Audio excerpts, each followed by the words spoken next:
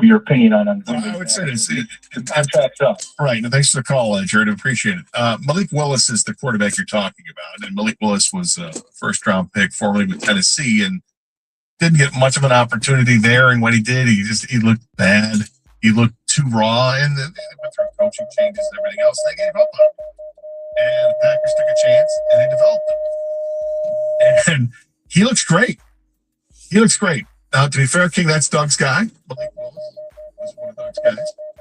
And he does look great.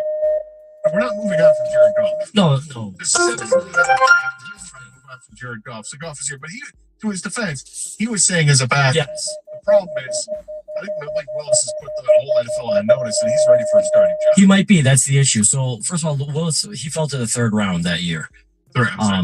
Doug wanted him in the first round. That's why that was a whole big deal, whatever. But yeah, he's so the former third round pick, like you said. He might have played himself into a starting gig in this league, even if it's for like a gap quarterback. Maybe like a 2-year deal somewhere. I don't know if Arizona moves on from Kyler Murray or the Jets need somebody before they, Jets need somebody. You know what I mean? Before they get their next quarterback. So Malik Willis might be starting somewhere. As far as a backup, I'd love to have Malik Willis as a backup, but he's not going to be cheap. And like I said, he might be a starter somewhere else. The thing is, though, Jared Goff is your quarterback, and knock on wood, he plays every game. So you don't want to rely on your backup quarterback anyways. And so I know Malik Willis is more mobile than Jared Goff. Everyone's more mobile than Jared Goff. I think that people need to get over that. I know it's tough for people, but Jared Goff is who he is. Well, with protection, he's all pro. He's that good. He is so great when he's got time to throw. Yes. And then he takes more chances too.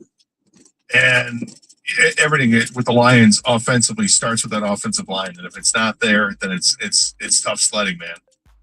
But Goff has had a hell of a season this year with a bad offensive line. And there have been games where it's shown up where it's just been too much. And what happened on Christmas Day is an example of that. And he doesn't help himself out either if he's going to throw into coverage and get it picked off a couple times like it happened. The fumbles are, I'm not sure how many of those fumbles I blame Jared Goff for on a couple of bad snaps and then just getting sandwiched by defense. But Goff's not going anywhere. As much as people that don't like Goff, they really don't like Goff. And they don't like him because he can't move. And I understand that you're upset that he can't move. He had 51 passing yards, but yes, with the 48 yards in sack total, it's the net passing. I don't know why it goes to the passing. It was hit without throwing football. So, nonetheless, I get the point, and it is kind of funny. That's how pathetic the output was from the Minnesota Vikings in the game on Christmas Day. Bill is on a cell phone. You're next up. You're 97.1. Hey, Bill.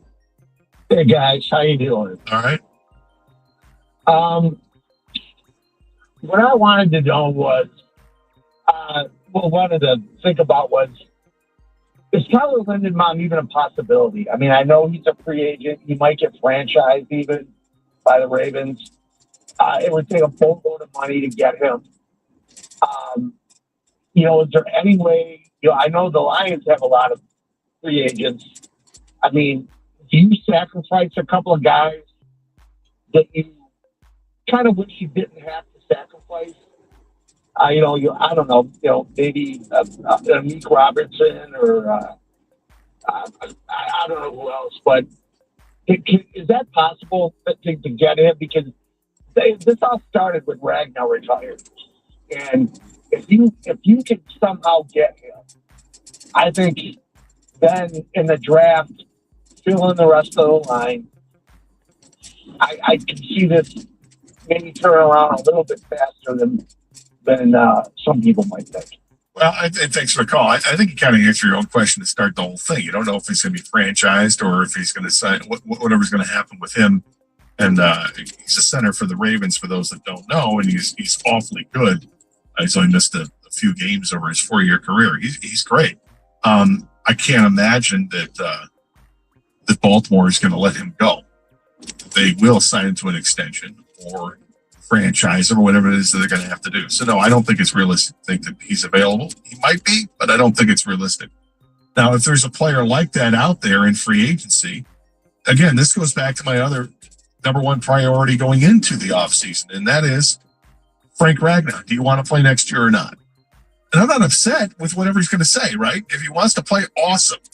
Getting one of the best centers in football back, and he's after taking a year off to heal up. Okay, great. But if he doesn't want to play, if he's like, yeah, you know what? I tried to make that comeback, end up messing up my hamstring. I just don't want to go through it. Okay, fair enough. Then he stays retired, and then you have to start looking at other options. If they can find another option, then yeah, of course. I mean, that's we've been talking about all day today. The priority is to fix the offensive line for the Detroit Lions. 97-1. You know that Big Bargain detergent jug is 80% water, right? It doesn't clean as well. 80% water? I thought I was getting a better deal because it's so big. If you want a better clean, Tide Pods are only 12% water. The rest is pure, concentrated cleaning ingredients. Oh, let me make an announcement. Attention shoppers, if you want a real deal, try Tide Pods. Stop paying for watered-down detergents. Pay for clean. If it's got to be clean, it's got to be Tide Pods. Water content based on the leading bargain liquid detergent. I'm Dr. Mary Claire Haver, and my new podcast, Unpaused, is the place for bold, unfiltered conversations about what it takes for women to thrive in the second half of life. Listen to and follow Unpaused, available now wherever you get your podcasts. Welcome to your guided break, sponsored by Jobber. Breathe in. Breathe out. The phone is quiet. Your crew's out fixing, mowing, wiring, installing. Payments are rolling in. That's peace of mind with Jobber. Start your free trial at jobber.com. Too fast, Trevor, too fast! Here at the Zebra, research shows people would rather teach their kids to drive than search for auto and home insurance. I know what I'm doing at all. Or attend a corporate team building workshop. Go team, feel that synergy. Or be regaled by Uncle Frank's conspiracy theories. They're listening to us right now.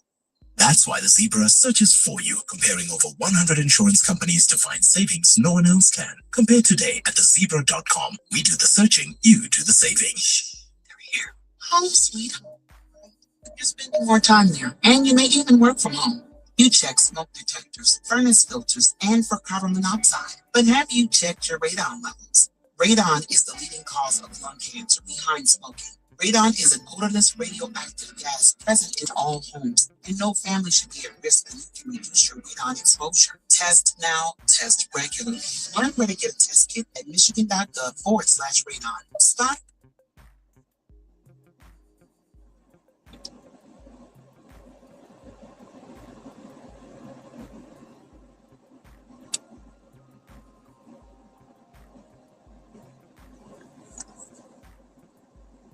Thank you, Tony.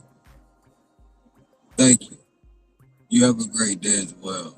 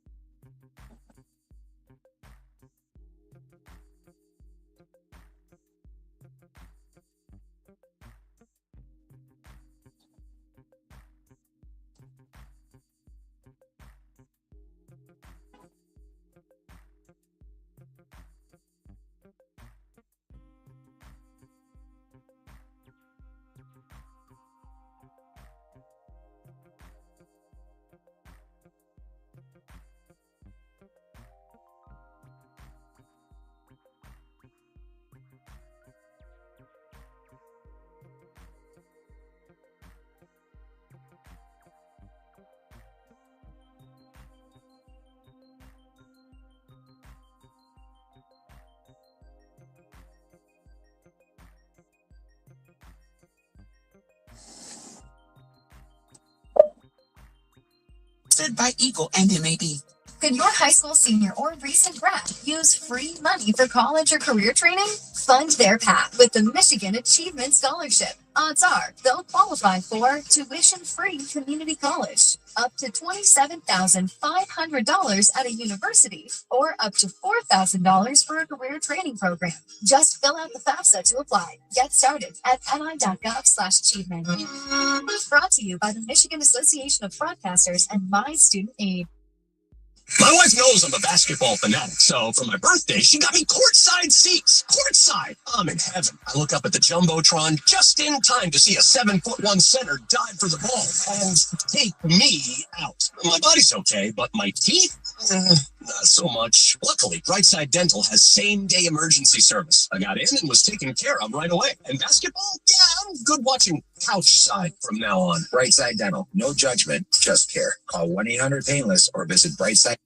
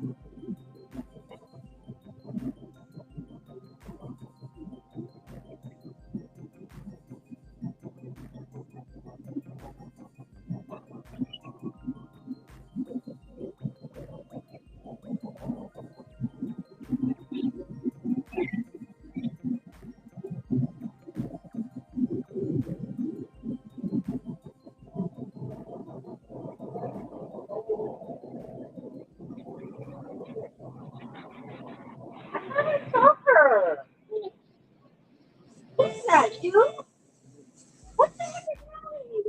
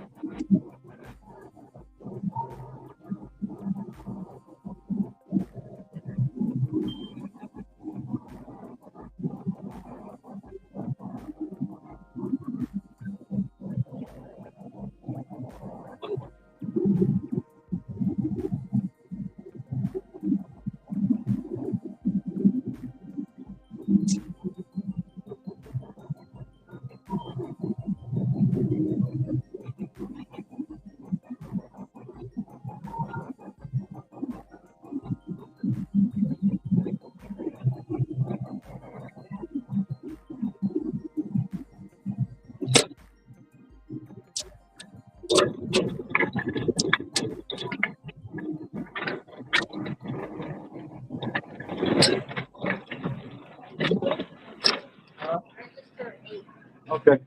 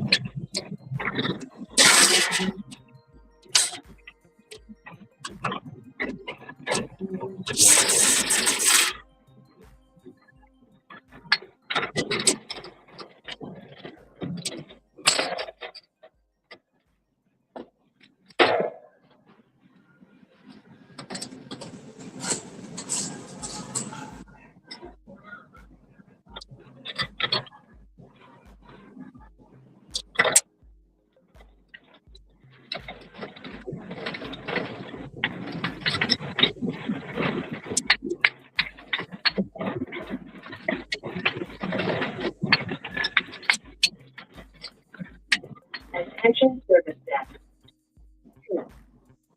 0. 0.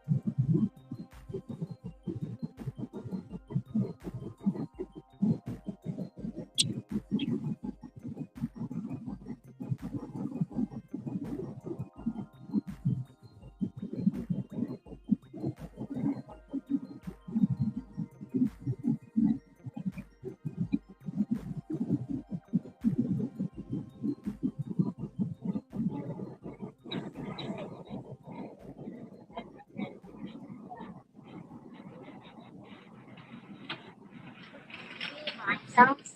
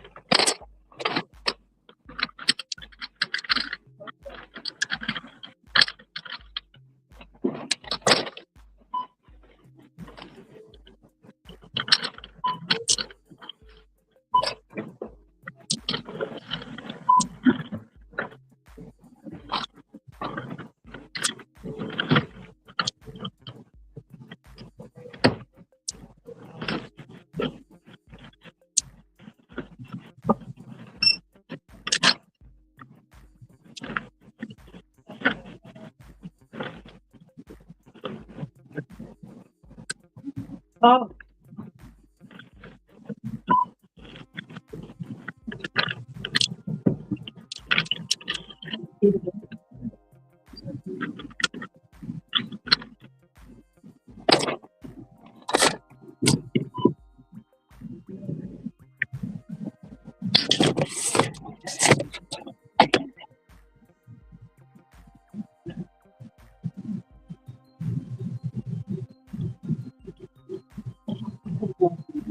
You do.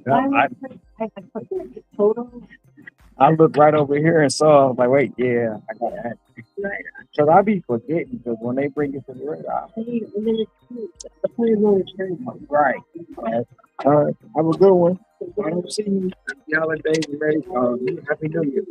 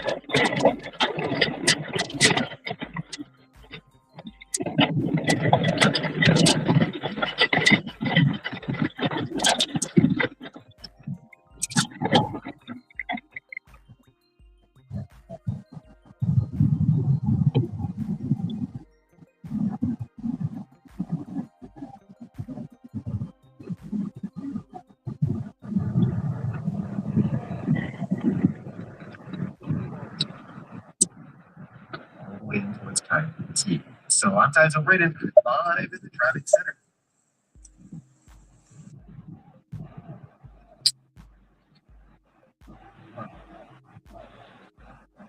XYT FM and WXYT Detroit.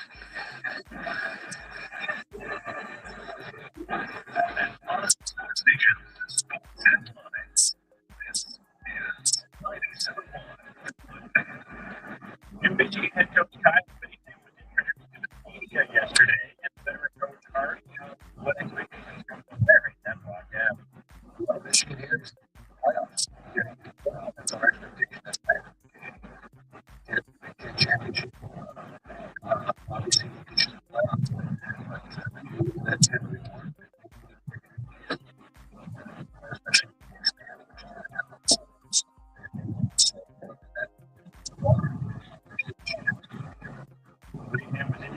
Orlando at St. Joined his team for their New Year's Eve Citrus Bowl game against Texas this week.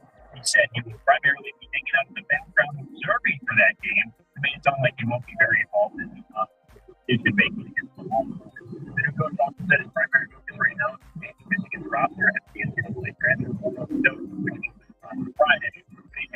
He submitted on his staffing list and said he expects 7 to 8 new coaches to join him in Ann Arbor while he plans to retain 2 or 3 assistants already on staff at Michigan.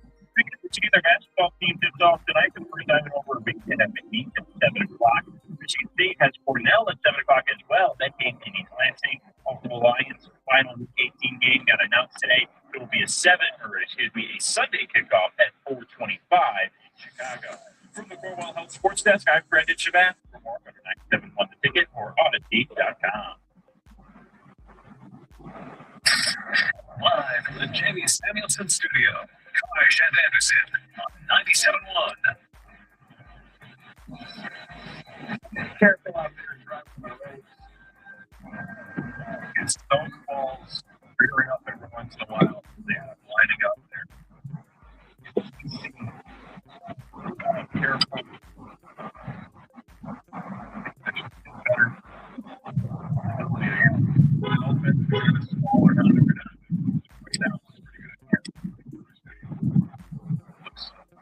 But there's also snow on the ground. Colder out. Yeah. I saw the quick first tweeted out that the upper peninsula sees up to 10 feet of snow. Always amazing. The lake is back there.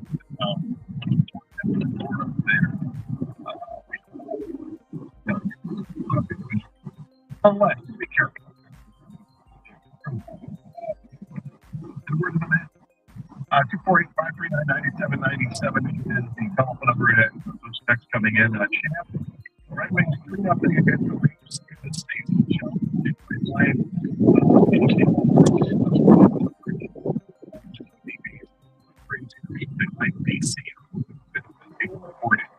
Running too much man coverage, all missing defensive backs is crazy.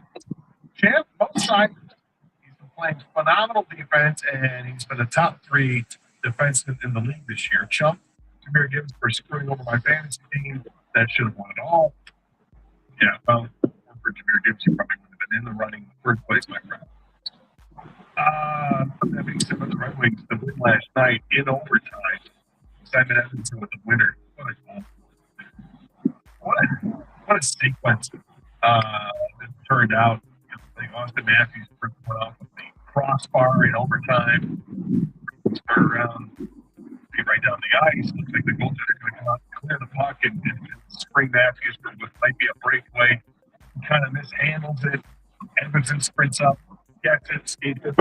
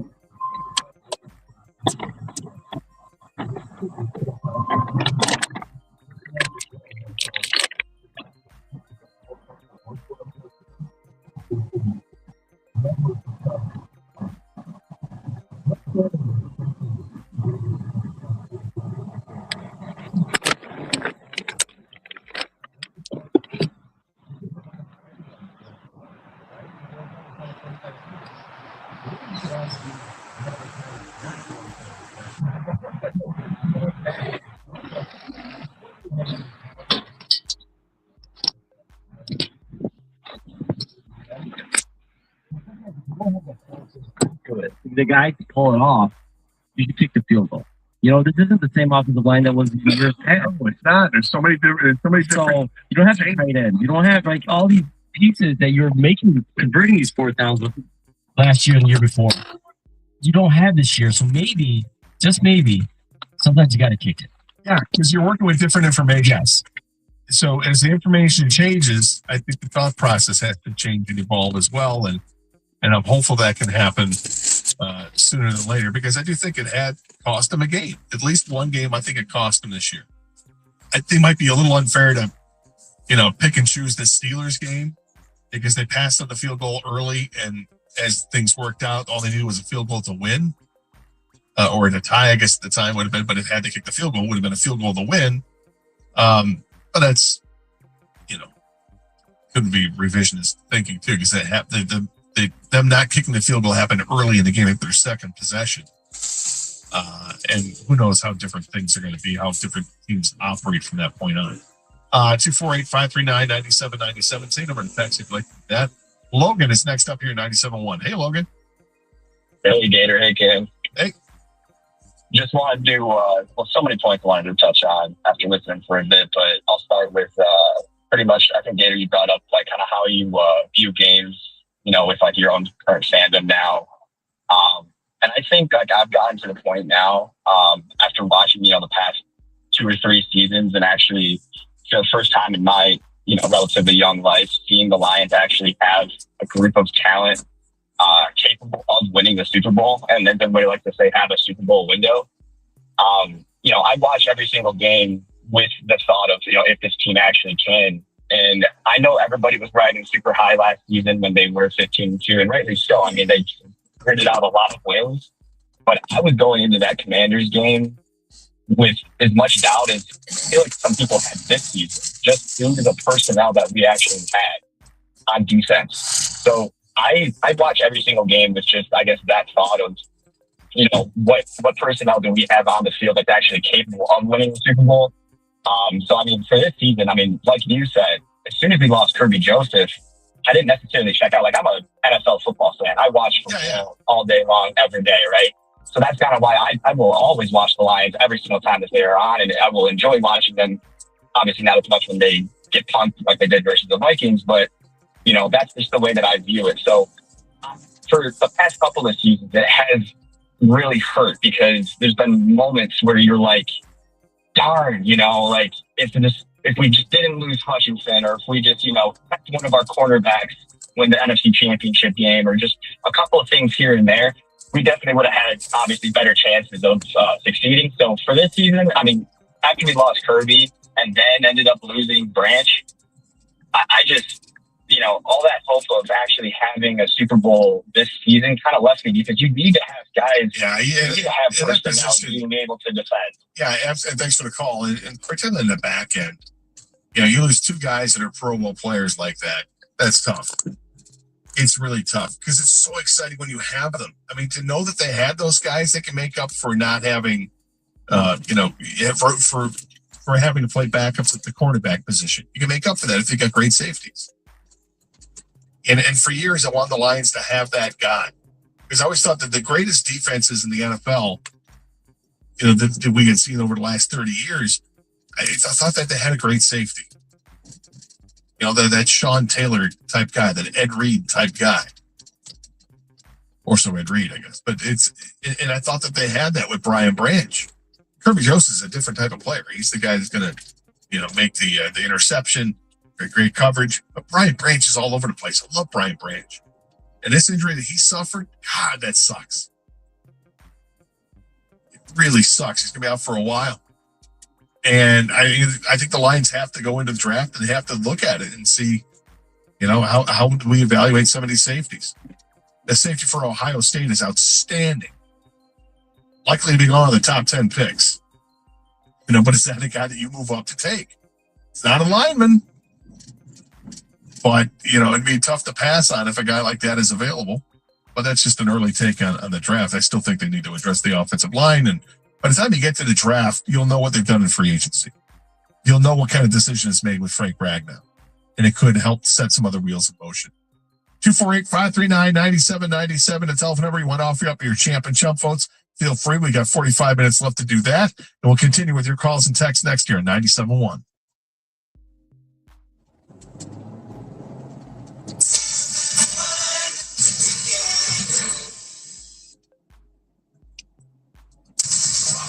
The Detroit Pistons play the Los Angeles Lakers. Pre-game tomorrow night at 10:05 on 97.1. The Ticket.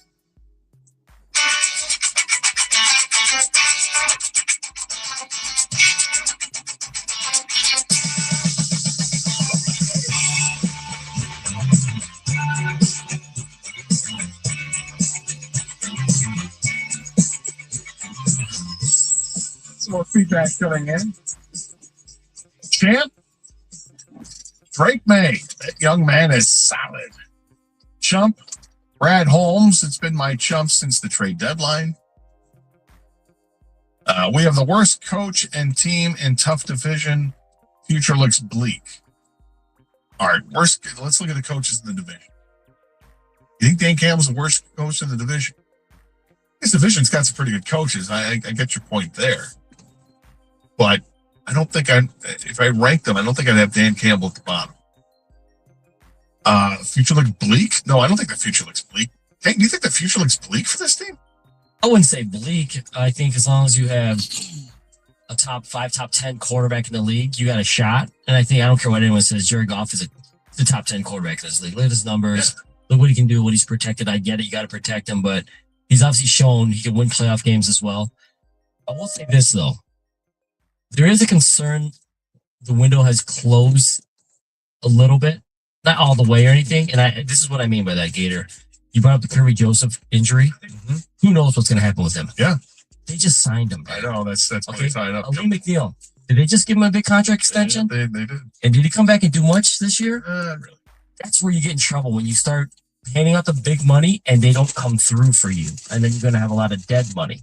So how can Brad Holmes retool? I'm not saying those careers over for those two guys, by the way. I'm just saying this right now, it doesn't look the best and you don't know what's going to happen. But they still got to pay other guys, Brian Branch, Laporta, Gibbs. Those are big names. They have to pay.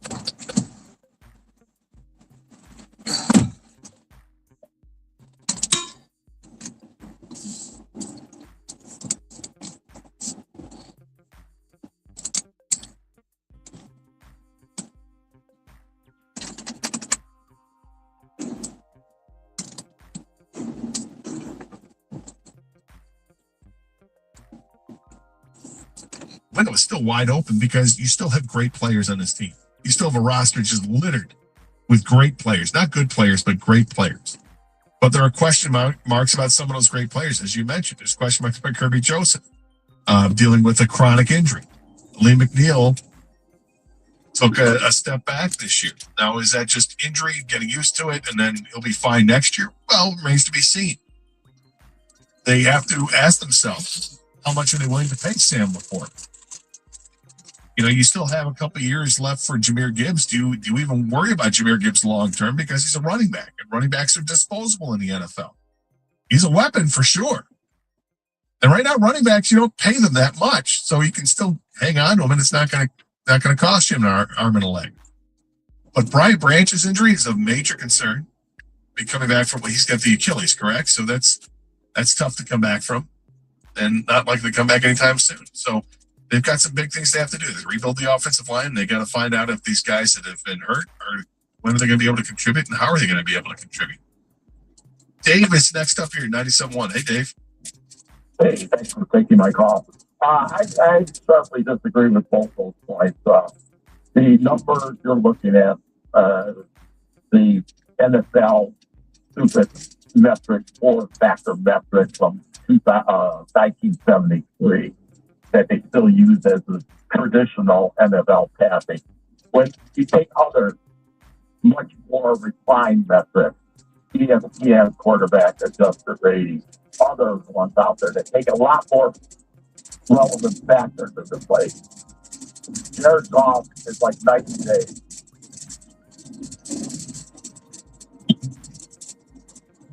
Thanks, Dave. Brandon, you're next up here at 97.1. Hey, Brandon. Hey, what's going on? Yeah, I was going to hop in on Barney's topic. We had, I was to start from the beginning. We had two coordinators that we lost. That was huge to make that jump. Yes. The next one, my next point is the offensive line is not the same offensive line that we had previous years. That was a huge problem this year. And nobody expected Frank Ragnow to retire right before the season started. Even though we tried to get him middle of the season to come back, maybe that might be something that we can revisit during the off season. But man, that was huge not having that Pro Bowl center there. And look what happened in the last previous game. Right now, to be fair, it didn't happen right before the season. It happened, I think, a few weeks after the draft that he announced his retirement. But nonetheless, it was after the draft. Still, you losing the Pro Bowl. No, without question, I think that's huge. I think that was the number one thing that happened to this team is that they had to find a replacement for Frank Ragnow, and Greg Glasgow is adequate, but he's nowhere near as good as Frank Ragnow. And you take Greg Glasgow away from being a guard, which is his better position, now you're weakening the other spot. And not only that, we lost on this rookie draft, this rookie class as well. It was not good. As we always talk about let Brad cook.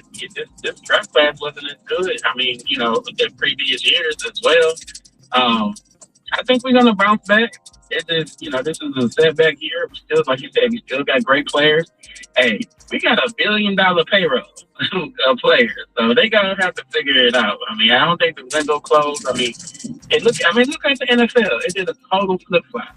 You got the Lions out the playoffs. You got Baltimore possibly out the playoffs. All the top teams from last year, except for like a few of them, it just reversed. You had some teams that was the worst team in the league, like New England Patriots.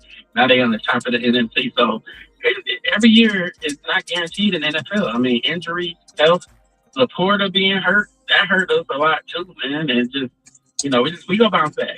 We got to have a good draft, a good off season, and whatever. I'll be honest with you, if Campbell got to make the play calls, we need to get a new offensive coordinator. Well, I think that's thanks for the call. I think that's definitely on the horizon. I think that's probably.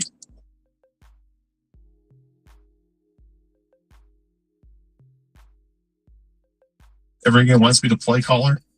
He wants to implement his offense, but have somebody else making the calls. It didn't work out with John Morton. I don't know if they pulled the plug on that too soon, or if he's just the wrong guy and identify that, okay, this isn't where his strength is, whatever, let's find something else. But yeah, that's something that has to be figured out, and they have to find out if the defensive coordinator is somebody they want to continue to work with. as the DC, or are they going to, look outside the organization and find somebody else? And that's the big thing. It's looking outside the organization and not promoting from within, but giving somebody who's got experience an opportunity. And Lord knows there are plenty of those guys around the league, but can you find the right fit, the right guy, embodies everything else that you want in an assistant coach? That remains to be seen. Al's in Southfield, you're next up here, 97.1. Hey, Al. Hi, Scott and King. I'd like to give my champ and chump of the weekend. My champ of the weekend is Kyle Whittingham for being named as the head coach of Michigan football. I feel he's the right guy that can be able to navigate Michigan away from this cloud of negativity and put them in a position to compete for the national championship. And my chump of the weekend is Ryan Kennedy. I felt he went off script and with the cease and desist orders related to these threats, and continues to use his full name. And I thought he was just piling on. Just stick to the script, and he'll be fine. I'm just like ranking the Lions fan. The Lions fan. Yeah. Mm-hmm. You're giving him the chump. Yeah, I'm giving him the chump. Okay, fair enough. Write it down. Take that. 248-539-9797 is a telephone number. We haven't really gotten into the whole Kyle Whittingham hire just yet. Maybe we'll take some calls on that, some texts on that as well, and continue to take your calls and texts on the Lions and where they're at, and just where you're at as a fan right now. Are you happy that what happened on Thursday happened? Did he put out of your misery, so to speak, and moving on, or is it disappointing? Were you hoping that we'd win that game and then you could still have hope for this week? Packers ended up losing to the Ravens. And Baltimore looked awfully good in that game with their backup quarterback. Packers had their backup quarterback in there, but their backup quarterback might be better than their starting quarterback. But the Lions would have had a chance. The last week of the season could have been interesting. And unfortunately, it's not there. It's not there because what they did was lose in a most disturbing way. It's the worst loss, in my opinion, in the Dan Campbell era because of the circumstances and situation of that game and what it meant. I mean, it was the worst. We'll discuss next year, 97.1. The Red Wings on a 2-on-1 break. The Detroit Red Wings host the Winnipeg Jets. Pregame Wednesday at 6:15 on 97.1. The Ticket.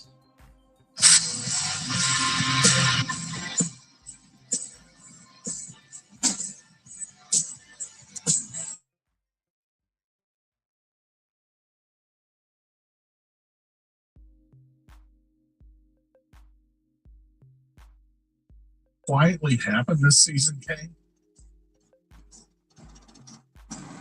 Al-Qaedi Muhammad has double-digit sacks on the season. He's got 11. He had 2 more in the game on Christmas Day.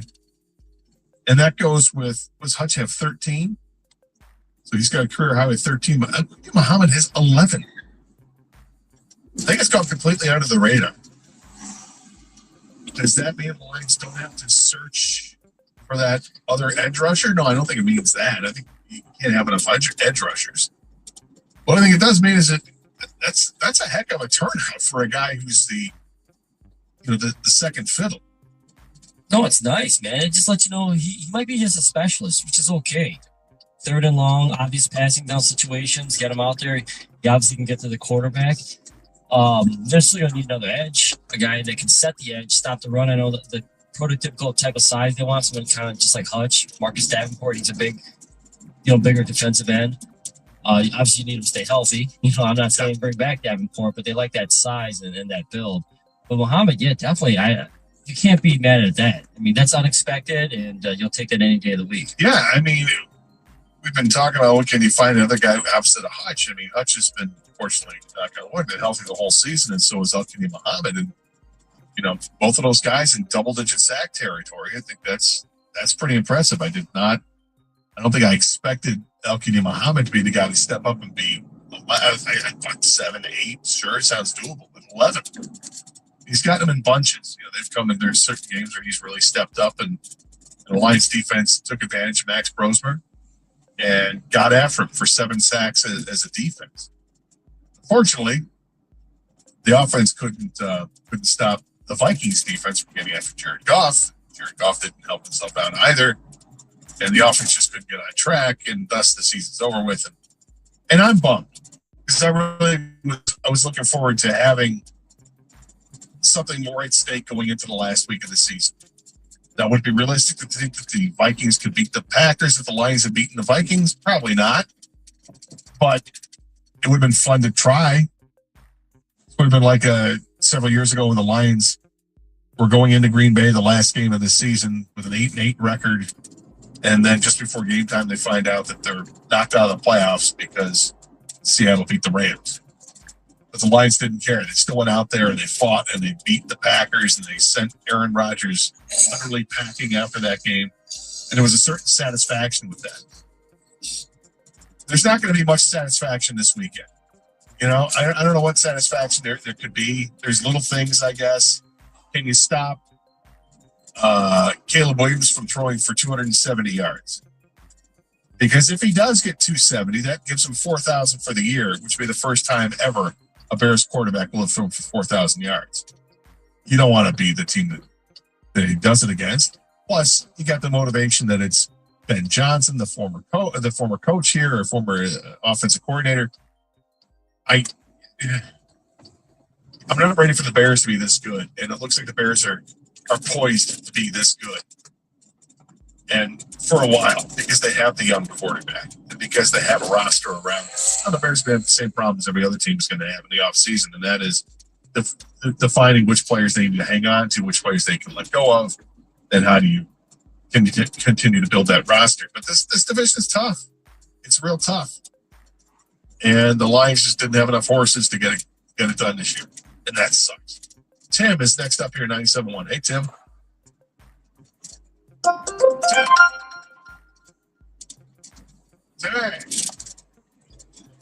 Put Tim back on hold, see if we can figure out where he's at. John is in Redford. John, you're next up, 97.1. Hello, John.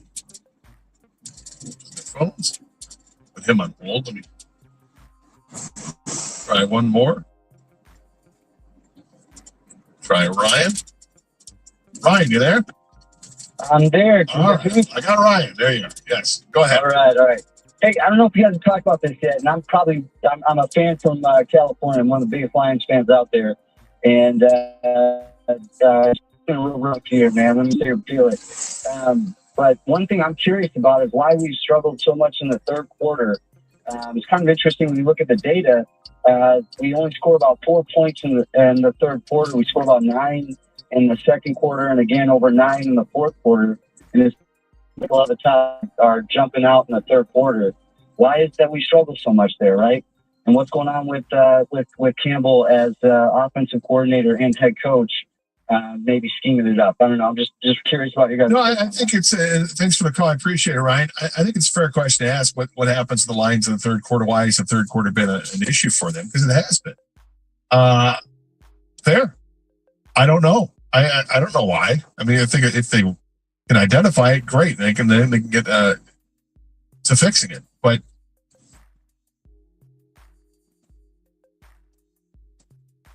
please press 1 to start a call. Please press 1 to start. Please wait while we connect you.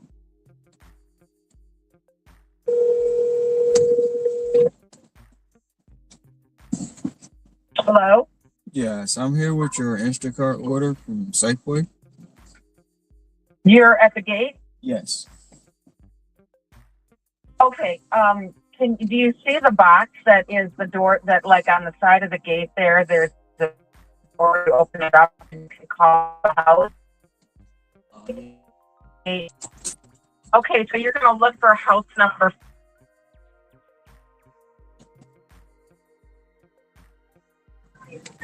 You said, are you here? Are you there? You said house number what? 4. Okay. And it'll ring in, and I'll be able to ring you in, open up the gate for you. You probably just have to follow the directions.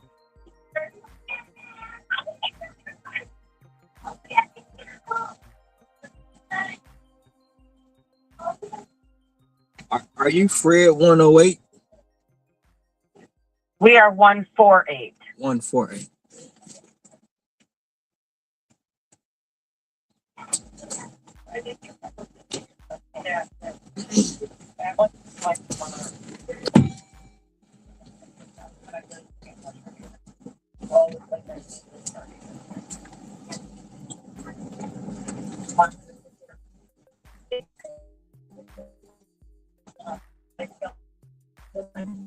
Yeah. The gate. What? Okay. Okay. The first. All right. Now for you.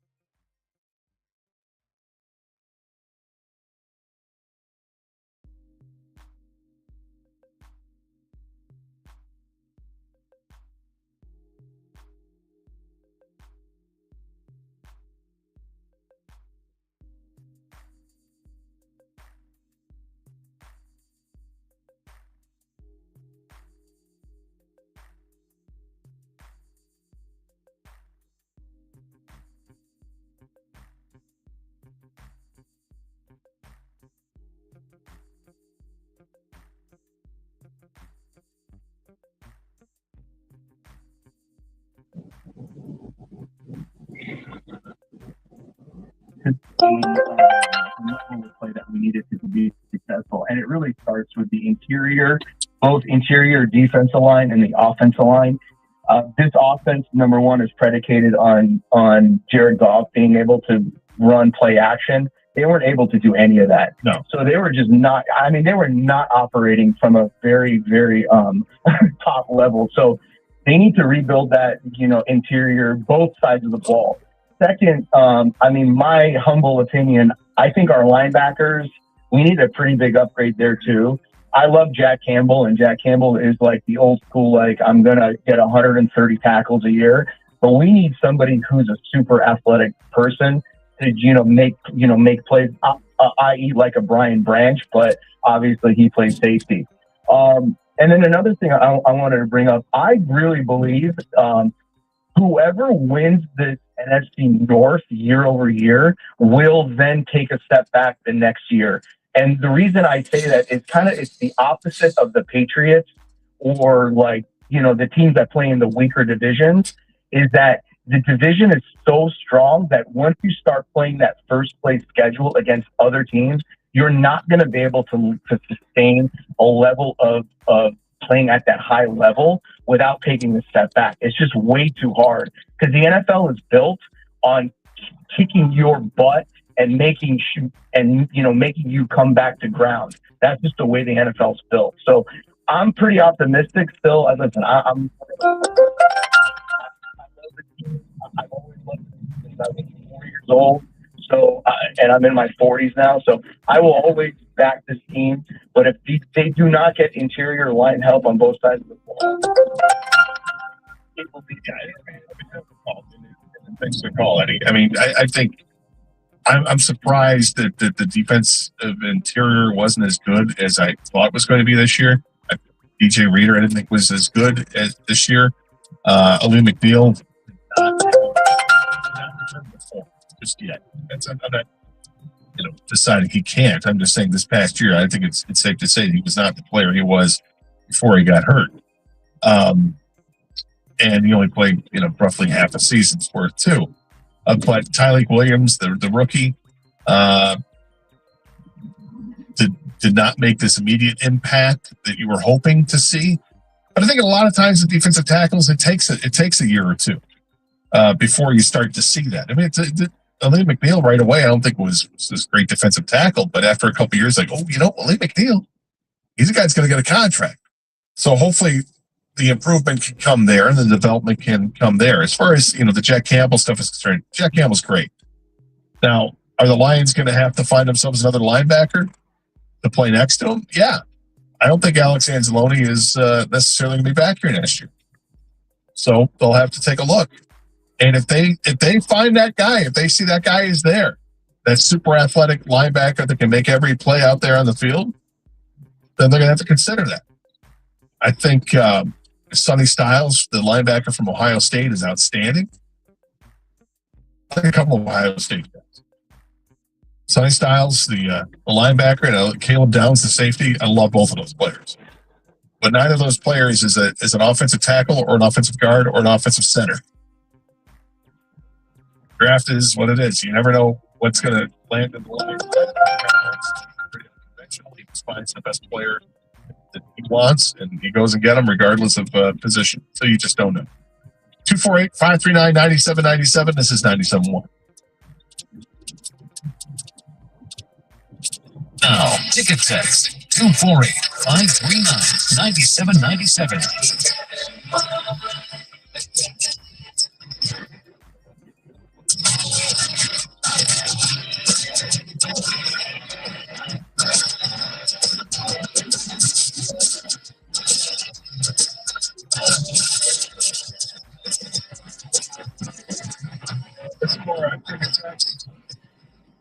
My champ is Santa.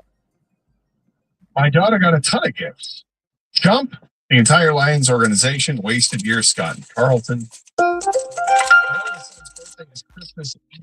Every year we take them to Dave & Buster's. We were unable to do that this year due to everybody being sick. Did not have the kids over. Did not go to the families. It was very, very rough year, George and Rochester. A lot of people are sharing that same story. Kang's whole household has been going through it. Their Christmas was derailed. Had to audible the audible, which sucks. I know a bunch of people have had to kind of change plans or cancel plans at the last minute because of illnesses. There's a bug going around. Everybody, wash your hands. Don't touch your face. Drink lots of fluids. Vitamin C. And again, wash your hands. 248-539-9797. Tim is next up here, 97.1. Hey, Tim.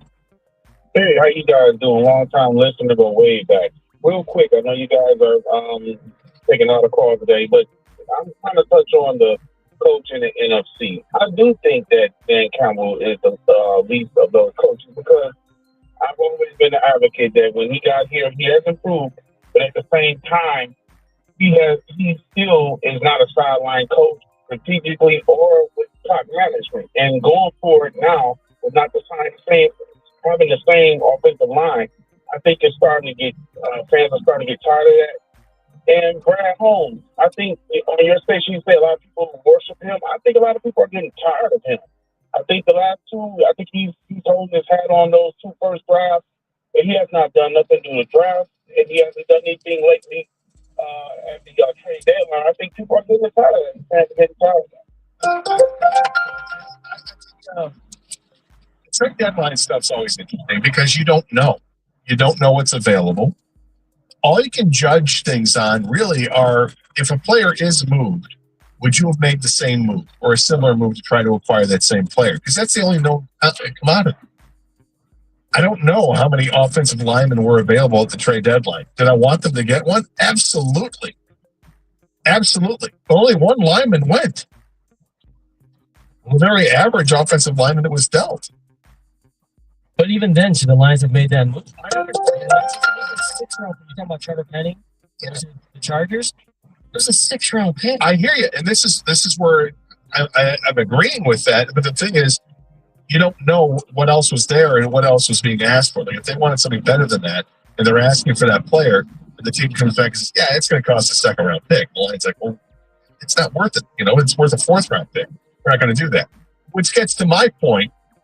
My biggest change, I'd like to see a change in philosophy from Brad Holmes, is I'd like to see Brad Holmes not being as aggressive on draft day and moving so much on draft day, assets like 4th, 5th, 6th, 7th round picks keep moving over, or the teams or whatever.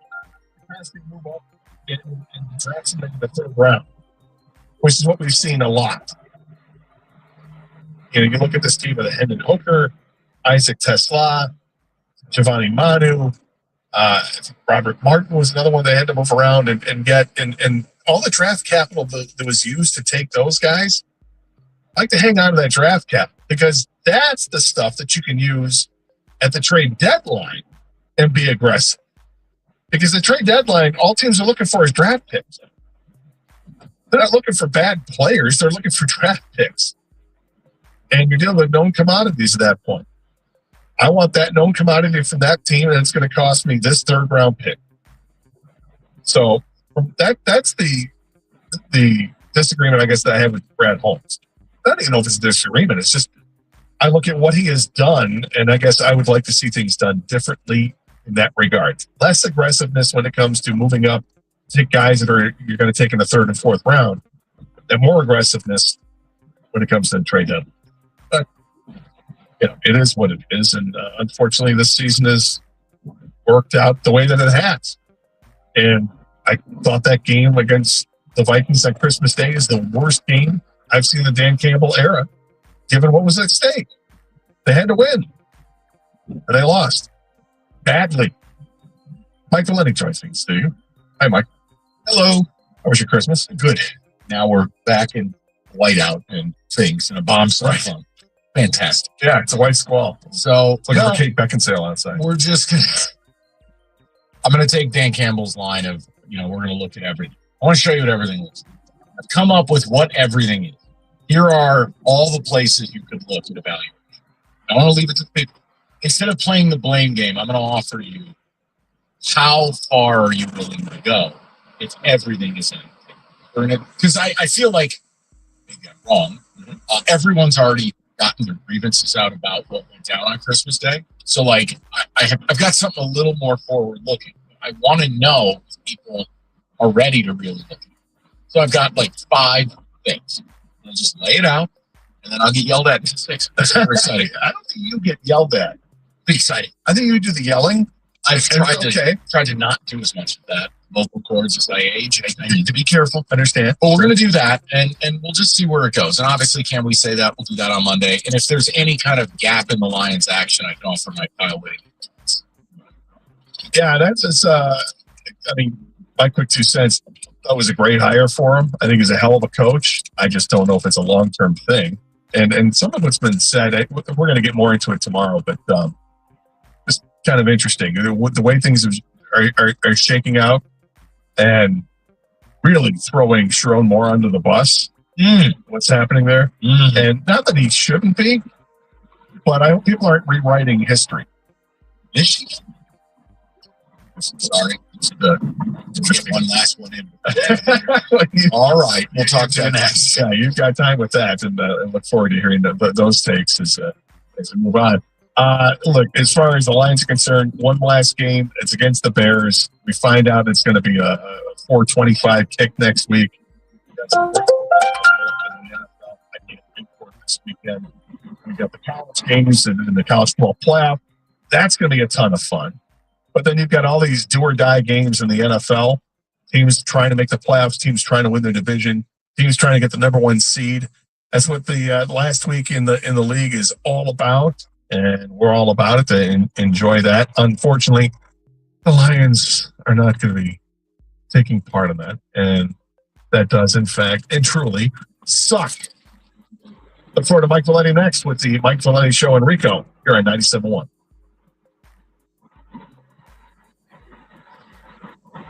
WXYT FM and WSYT HD1 Detroit.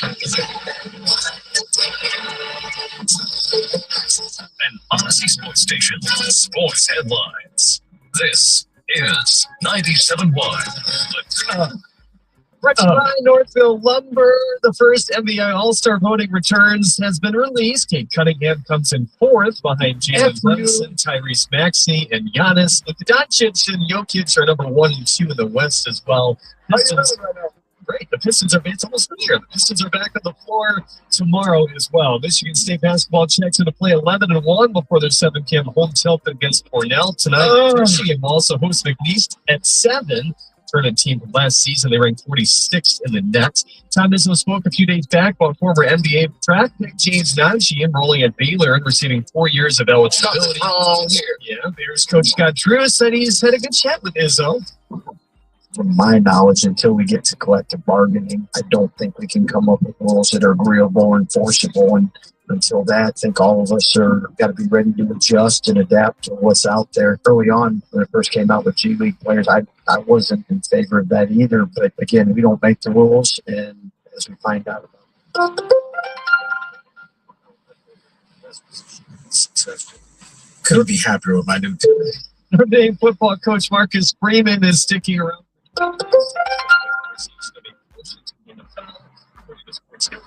He's in the top tier of college salaries now after his deal was restructured. At the Cornwall Health Sports Desk, I'm Jeremy Otto. For more, go to 97.1 Stick It or Odyssey. Jamie's Daniels in studio. The Valenti Show with Waco on 97.1. Let's get to business on a Monday. First of all, 2 hands on the wheel, please. Holy mercies, a disaster out. We're going to talk Lions, and I'm going to try to do it in a little bit different of a way, which is I think everyone's aired their grievances. You are certainly welcome to air them now, but I want to take something Dan Campbell said. I'm not going to use it against him. I'm going to use it against you. And what that means is the following. When Dan Campbell says, everything's on the table, we're going to look at everything. He and Brad have a lot of difficult conversations. Cool. I want to know if you're ready for what that means. Now, it's going to serve as a litmus test for this franchise and whether the Super Bowl is actually the goal. It's one thing to say it, it's another thing to do it. I've argued for multiple years, along with Rico, they haven't done the things necessary to try to win a Super Bowl because they got arrogant and they fell in love with their own players. They didn't attack free agency and they didn't attack the trade deadline, and they got very arrogant with their draft picks, and here we are. But when they say they're going to look at everything, let me show you what everything really looks like. And I do think it starts at the top. So why don't we just do this?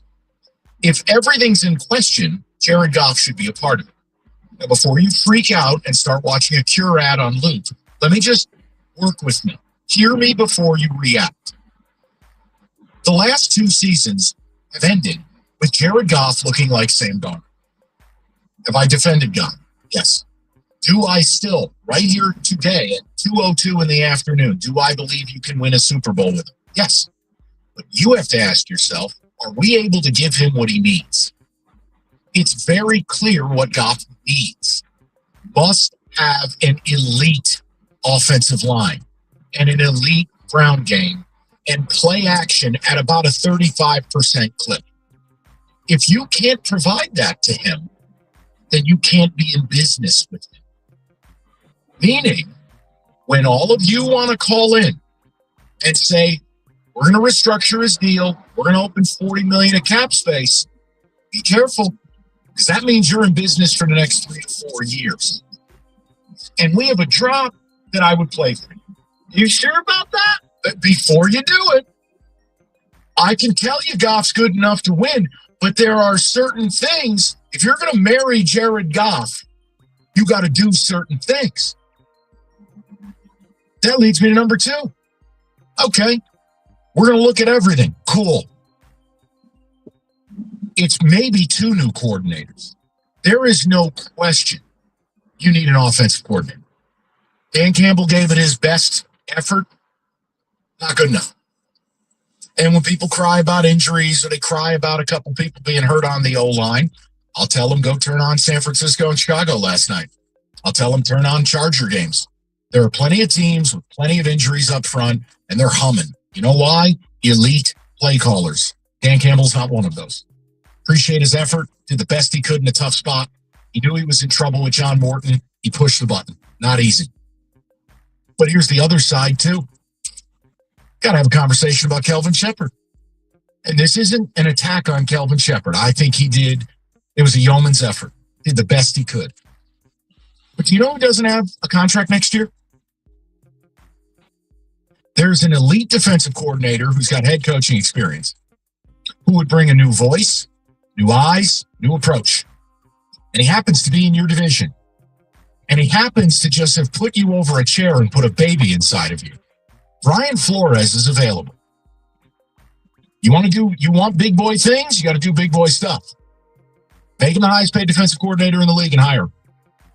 And I'm sorry, Kelvin, you can keep the 313 decorative play sheet as a memento. You're not the DC anymore. Oh, we're going to look at everything. This is what everything looks like. Okay? This is what everything looks like. Here's the other side of it, too. Brad Holmes got to change who he is. Can't be who you were. If you want what you've never had, do what you've never done. Brad has to have a long look in the mirror. Getting cute with project players in the middle rounds, done. Being kind of pedestrian in free agency, done. Falling in love with your own players, also done. And that brings me to, we're going to look at everything. Here's what everything looks like. David Montgomery's never taken a snap here again. Not because I don't like Demo, but because he's the number 7 highest paid running back in football, and he's a clear back. Lee McNeil was garbage this year. I know the big fella was off an injury. Not my problem. They brought you back. We heard how ahead of schedule you were. Ali McNeil was garbage. I would trade him for pennies on the dollar. Why? Simple. $24 million in savings. Everything means everything. And I do think it means, look, that Jared Goff point I'm making to you, it's focused on the offensive line. Right now, if I had to bet money, I'd say Taylor Decker retires. I'd say Graham Glasgow retires. And you already have holes to fill up front. Don't sell me on mahogany is this sure thing. And Sewell will create another hole because he either stays at right tackle and you need a left tackle or vice versa. Are you sure you can rebuild that offensive? Because he either stays at right tackle and you need a left tackle or vice versa. Are you sure you can rebuild that offensive line and the defensive line? You sure you can rebuild those to be a Super Bowl team next year? I'm not. because that's what it means. Everything means everything. And it means you take a real look, not in the way you want it to be, but the way it is. The way it is this. This team's nowhere close to where they were 2 years ago. Nowhere. Not from a quality standpoint in coaching, not in a talent standpoint on the field, not in a coordinator standpoint, none of it. The super weapon of the last 2 years is dead. It is not coming back. Your O-line, at best, could be good. It's nowhere near great. So if you can't rebuild that O-line, what do you think Jared Goff's going to give you? And let's be clear about something. I'll say it again for the people in the back. I don't have a problem with Jared Goff, other than this idiocy talking about fans. But I don't have a problem. You can win with him. But I know the 10 turnovers to finish the last 2 years. And I understand the Rams added a first-round pick so you would take him. That's how bad they wanted him gone. It was a 1 and a 3 for Stafford. They said, if you take this dead body, we'll give you another first-round pick. Guys, if you can't give him what he needs, then he can't be your quarterback the next 4 years. And my concern is very high to panic. Your O-line is not going to be anywhere near good enough to ever unlock the Goff you had 2 years ago. So, you know what else I'll tell you? Here, let me show you what everything means. Everything means looking at that first-round pick when you're sitting at 13, 14, 15, 16, and maybe you take a page out of the Packers book. Maybe you draft a quarterback and you put him on ice. Now, you don't get rid of Jared Goff right now. No way. But I also don't know that I restructure and get stuck with him for 4 more years. That if Brad Holmes is this evil genius or villain or whatever dress up he's playing this year, okay, this is one of the deepest quarterback drafts you're going to have. Do you dare take a page out of the Packer playbook when they drafted Rodgers behind Favre and Love behind Rodgers? Everything means everything. That if winning the Super Bowl is the goal, everything must be in play. There are no sacred cows. So as I zoom back out from the disaster that was Christmas, and I don't think I need to talk about that particular game because it's been talked to death. I think if you listen to the show, you know some of the things I was going to say anyways. They need an attitudinal reset. I think they need a reset in how they do business. They got to ditch the arrogance and the Hollywood crap. And they have to now start the process of probably a gap year in 2026. Do you realize it may be totally out of your control that no matter what you do, you might be the 4th best team in this division next year? Everything means everything. So can you do all of these things to become a Super Bowl team again? Can you hire an elite OC and DC? Can you rebuild both lines of scrimmage to where at least the O-line is elite? Can you rebuild the secondary again? Because Reed stinks, Arnold can't be counted on, and Rakes draws him in. And by the way, I don't know if Kirby Joseph plays football again, and if so, how effective. And we know Brian Branch blew his Achilles, which means he's missing a portion or maybe all of next year. And what will he return as? Now, if you can accomplish all of that, then you get to run around the grocery store chanting Jared Goff and talking about how we're a Super Bowl team. But I don't think we are. We're not anymore. How many weeks and months have I sat here and said, guys, you're not who you were. Stop acting like it. So now it's time for the people that run the organization, not some dopey radio host, to have the same approach. And if you truly are going to make changes, everything has to be on the board. I'm not pounding the desk for all. I'm not pounding the desk for one. I am simply pointing to when you make these comments at a podium and you say the words, you can talk it, but walking it is entirely different. To walk the path, you then have to have legitimate, difficult, painful conversations, uncomfortable conversations about what you're willing to do to get back what you lost. And if you're not willing to do those things, then let me just tell you what the plan is. The plan will be to reach in your pocket, take your money, and feed you good under the hope that it'll someday be great. And I don't, that's just not what I'd be interested in if I'm you. If the franchise wants what it's never had, this is the absolute fork in the road off season for this regime. So I'll throw the number out. Let's get into it. 248-539-9797. I'll take any and all of your calls. And again, if you want to bitch about the game, I'm here for it too. I just thought we could do a little better than that today. 97.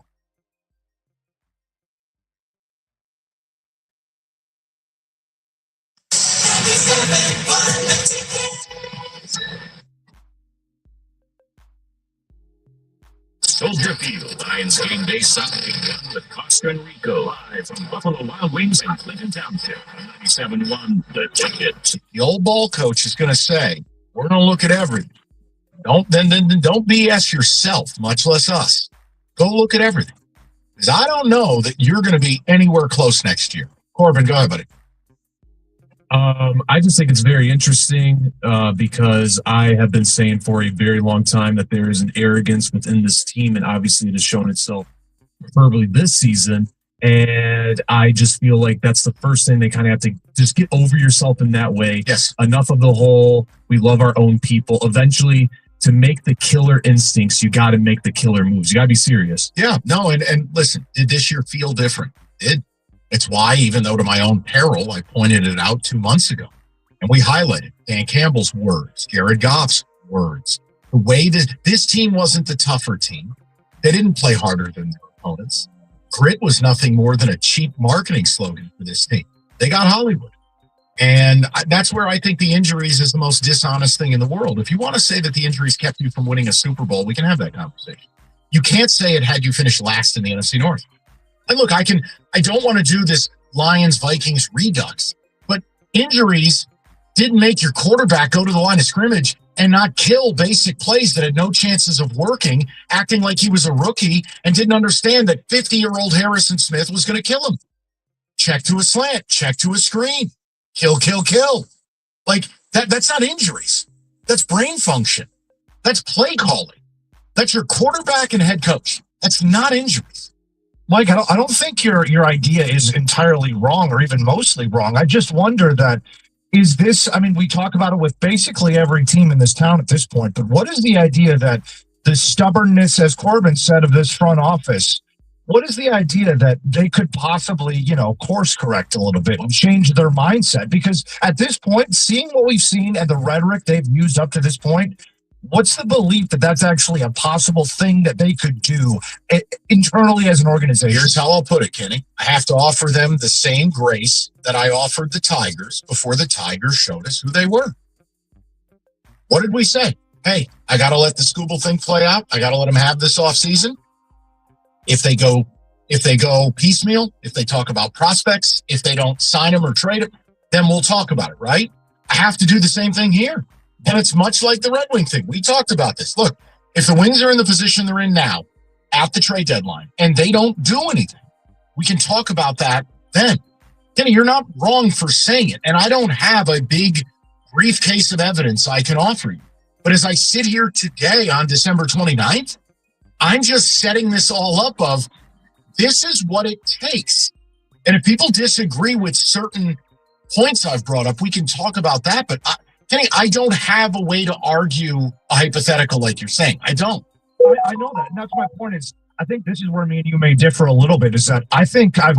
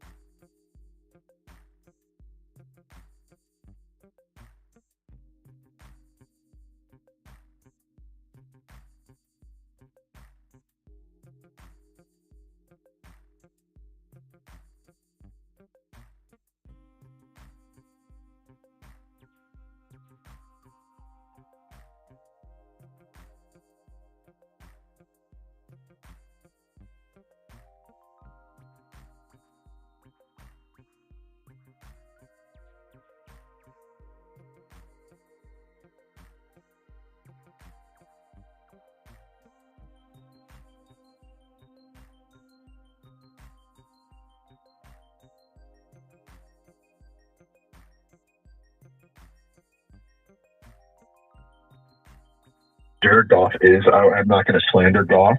I think you laid it out perfectly. He's a great quarterback. And just, it's easy for a fan to say that, if you have an elite offensive line, anybody can be a good quarterback. No, you got to make good decisions and make good throws, in which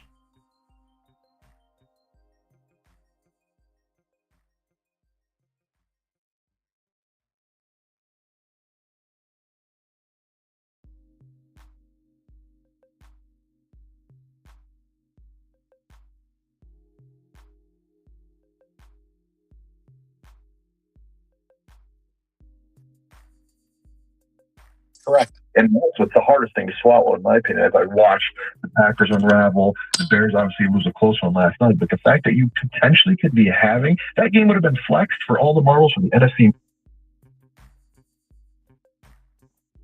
Watch the Packers unravel. The Bears obviously lose a close one last night, but the fact that you potentially could be having that game would have been flexed for all the marbles from the NFC North. And if you guys didn't crap the bed, and that's what they did. And I don't care, injuries aside, your job is to win. You're the back-to-back division titles, and you're finished fourth. Unacceptable. Totally unacceptable.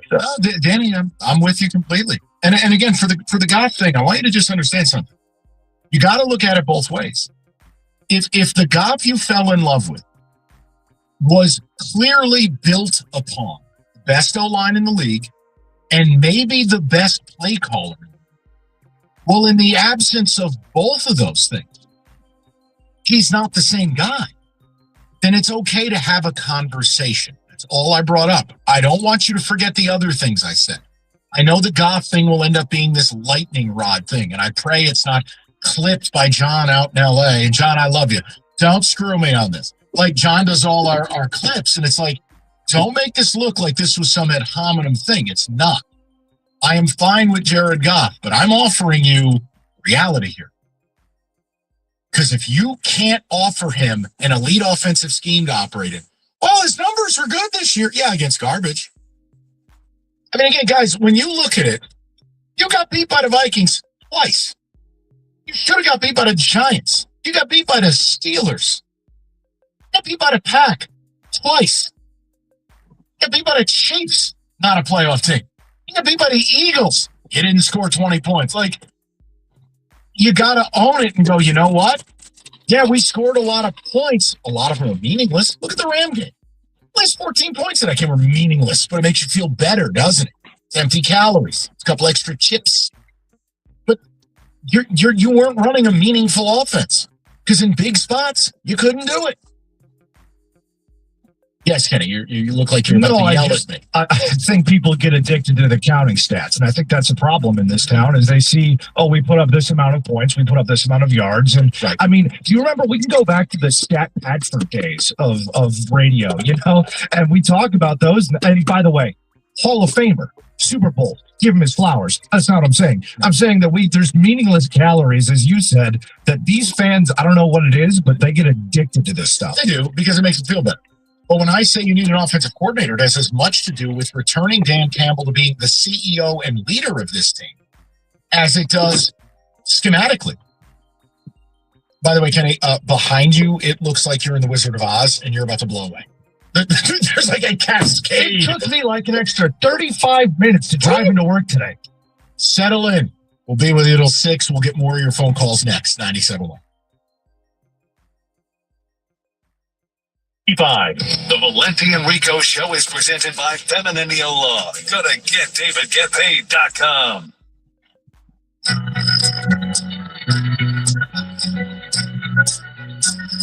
Rice to the people. We go to Ron, 97.1. Ronnie, how you doing, pal? Hey, good, Mike. Hey, thanks for letting me on. And here's the reason why. Your topic today is the same topic I had with my friends and family 4 weeks ago. And guess what? When I called them to wish them Merry Christmas, nobody answered the phone. Oh, boy. So, Mike, we are absolutely at a crossroads. And this is my point. I'm in for Trade McNeil, 100%. Mike, we are absolutely at a crossroads. And this is my point. I'm in for Trade McNeil, 100%. But the one thing that he has to do first, before he does anything, Go get Lindenbaum. A free agent from Baltimore. Give this guy his $20 million. There's your problem. 6 years, because you cannot do anything without a strong center. All right, you're not wrong in principle, but here's your problem, Ron. You're paying your quarterback $69 million next year. You're paying Aiden what you're paying him. You're paying Penei Sewell. You're paying Amon-Ra, Kirby Joseph. You can't just go out and keep having the highest paid guy at every position. And look, Lindenbaum is going to be coveted. And you can't do it. But, Mike, let me ask you. Sure. We know that Decker's going to retire. That's my belief. Okay? And if we get rid of McNeil, I don't care what you get for him. Just get him off the payroll. That gets me my money for him. Yeah, you can. Ron, listen, the point I want to make is this. You're not wrong, but it comes with a cost. The cost is no permutation of what you do is going to make you a Super Bowl team next year, right? Right. So do you at least understand the conversation that comes along with that, which is, are we sure we want to restructure the QB who in the last 2 seasons, the season has ended with him having half a dozen turnovers? That's the whole thing I'm trying to bring up here. I already know where I want to send balls. I'm all set. Let's send him to Indianapolis. They got a good offensive line. They wouldn't do it. You don't think so? No, Ron, this is okay. I want to explain this too. And I knew what I was doing, Ronnie, when I made this a part of it, because this is the only thing people are going to call about. They're not going to talk about the Brian Flores thing that I brought up. They're not going to talk. Fine. Understand, he's valuable to you. He's not valuable to you. And that's not a shot. But his value was established here under what is now. What up, Hobby? What up? Oh, that's all I'm trying to do is get the money, bro. Get the money.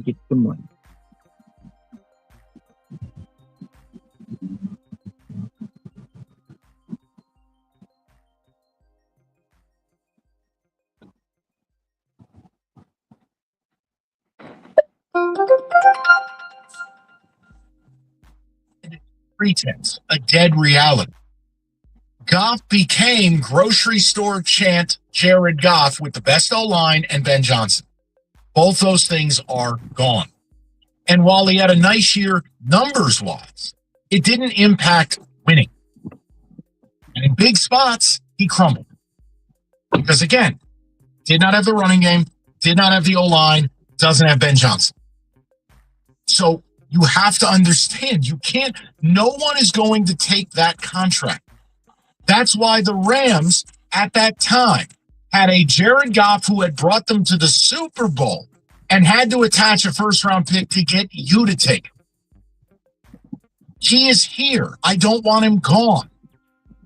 What I'm saying is maybe it's time to plan for a future that doesn't include him, whether it's 2027 or 28. That's all I've said. We're not getting rid of him. You're not bailing on him. It's so financially injurious, it doesn't even make sense. I'm just saying, if it's good for a team who's won multiple Super Bowls and who has owned this division for 30 years, they drafted Rodgers when they had Favre.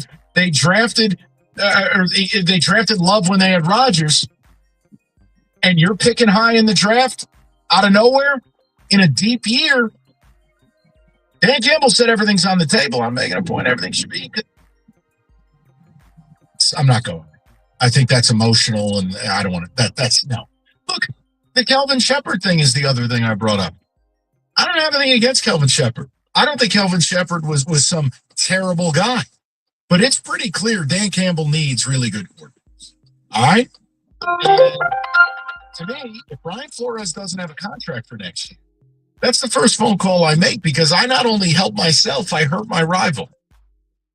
You know, I hired Brian Flores. You know what's funny about that whole thing, though, is that at the beginning of the year, we were like, oh, we're mean, bad people for saying losing both coordinators is going to make us a sub-10 or a 10-win team. You're awful as a human being. I said they were going to go 11-6, and oh, you're a hater. Okay. You know what's one thing, though? I'm going to go dig a hole in the back of the corporate complex here, and I want to bury the phrase, let Brad cook, and throw it right in that hole. Are there still those people out there? Because I haven't seen many. No, that's my point. It's gone. There's a headstone. Let Brad cook. R.I.P. It's dead. It died Christmas Day. Because now we've got everyone's attention. Now people will want to talk real. Let's go to Albert, 97.1. What's up, Albert? What's going on, Mike? Hope you have a great Christmas with your family. Thank you, brother. I appreciate that. Same to you. Thanks.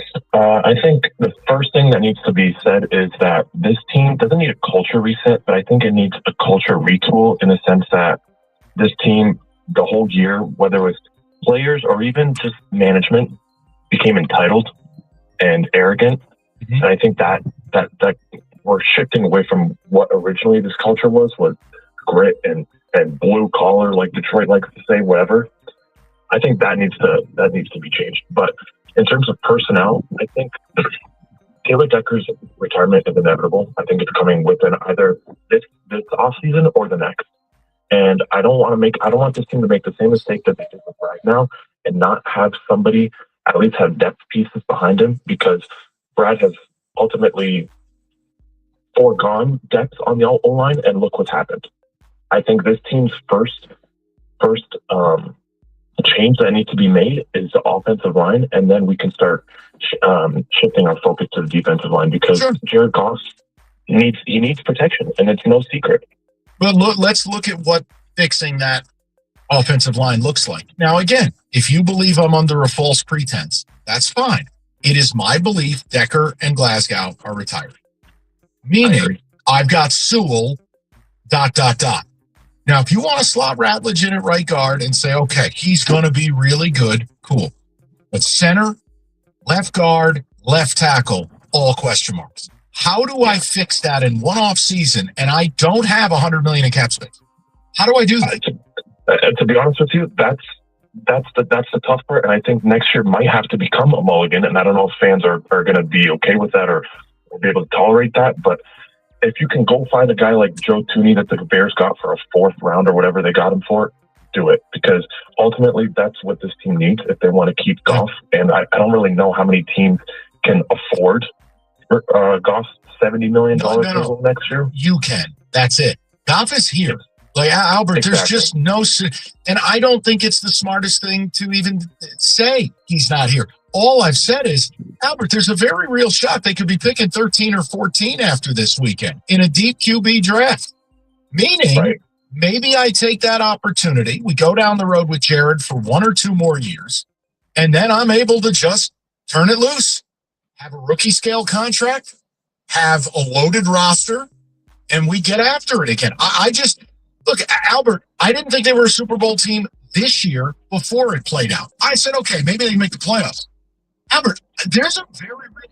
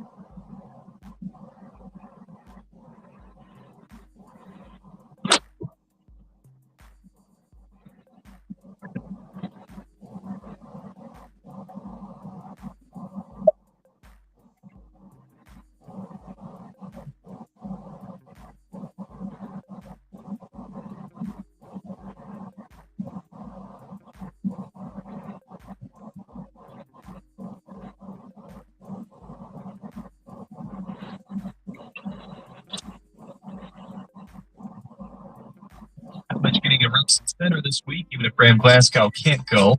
Chiefs coach Andy Reid says he plans to return next season. Pete Thamel says Michigan quarterback Davis Warren is expected to test the transfer portal waters. He is expected to have 2 years remaining as well. Notre Dame coach Marcus Freeman had his deal restructured today and announced he's staying. Sports Illustrated is reporting that he turned down Chile.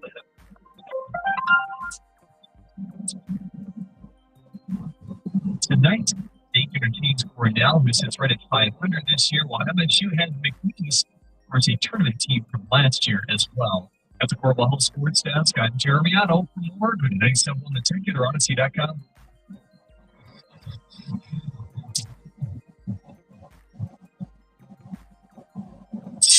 Live from the Jamie Samuelson studio, the Valenti Show with Rico on 97.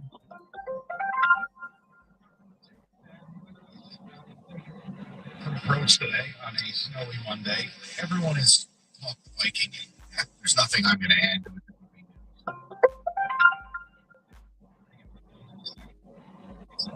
Campbell has said, look at everything. All right, well, here's what everything looks like. Like, you probably need to seriously consider hiring 2 new coordinators. One is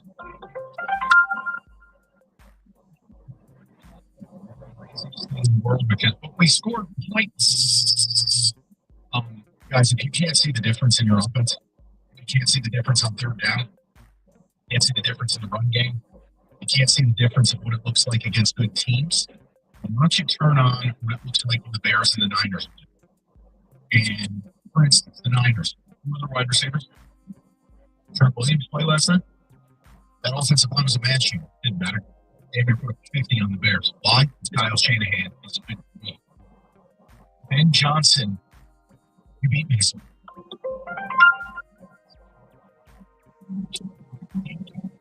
Quarterback, can you figure out Brian Flores to wear a screen or a slant, some check with knees? Guys, it's my belief Glasgow and Decker are retired. I'm not viewing mahogany as a sure thing. If you want to say it about Ratcliffe, you're welcome. What I'm making is that line has to. You can try to rebuild it. You don't have a lot of cap space. If you want to double, triple, quadruple down on Jared Goff, restructure his deal, take his cap hit from $69 million to like $20, and you spend all the money on offensive linemen, and you pray you can replicate. But just remember, you're never going to duplicate that. Ever.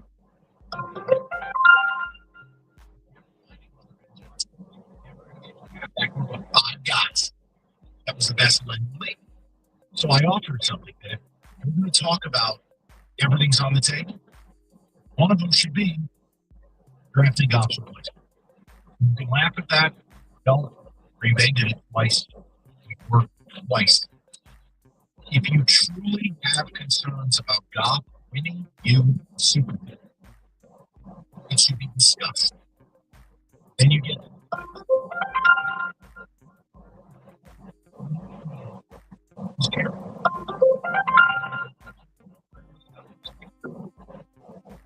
if that means you got to trade him pennies on the dollar just to save $24 million off the cap, maybe you do it. But that D line has to be unique. And before you laugh, I want to remind you, that front seven is healthy. I don't want to hear about injuries. Oh, by the way, the secondary, that's got to get rebuilt again. Easy to read six. I told you guys not to go.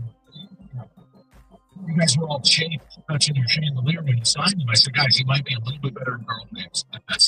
He was the best, according to Pete Prisco's free agent. Oh, stinks. Terry Arnold stinks. Rakestraw doesn't stink because he's not alive. Like 2 years of nothing.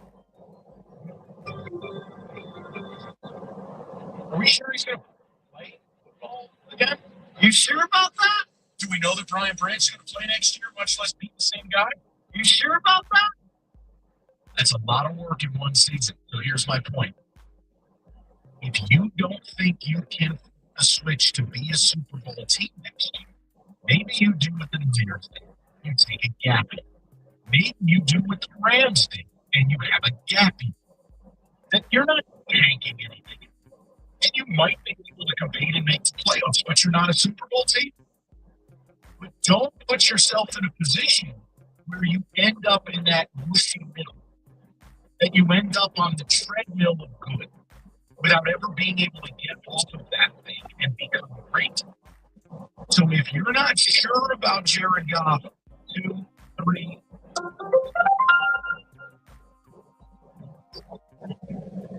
take the medicine. You're going to have a very uncomfortable cap number next year. Save your money in other places. I don't want to use your first round pick at a QB. Not that. I'm not demanding it. I'm making you understand when a coach or a GM or president say everything has to be looked at. I'm showing you what everything is. It's not supposed to be comfortable. So that's the conversation we're having. And I do. I think it's very awesome that no matter what you do, you'll be no better than third best in the division next year or fourth best. If Minnesota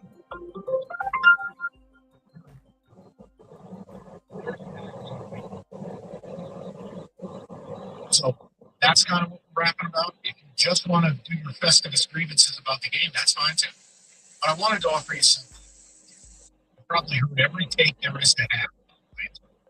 Danny, can we check ticket text for the first time today? Ticket text, a lot of this coming through besides the trade golf or cut golf, which I find to be that's insane. Can we say that SOL is either back or on the verge of coming back? No, I think that's it. I think you can just say their best chances behind them, and they have to now begin creating a new window. That the window's closed.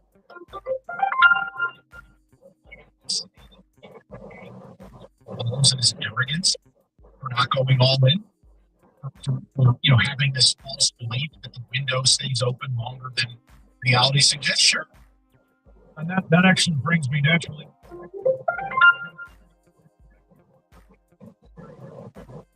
Been so arrogant, yeah, probably, but it still stems back into the following. Kenny, it happened to the Cowboys. It happens to any team that has a window done.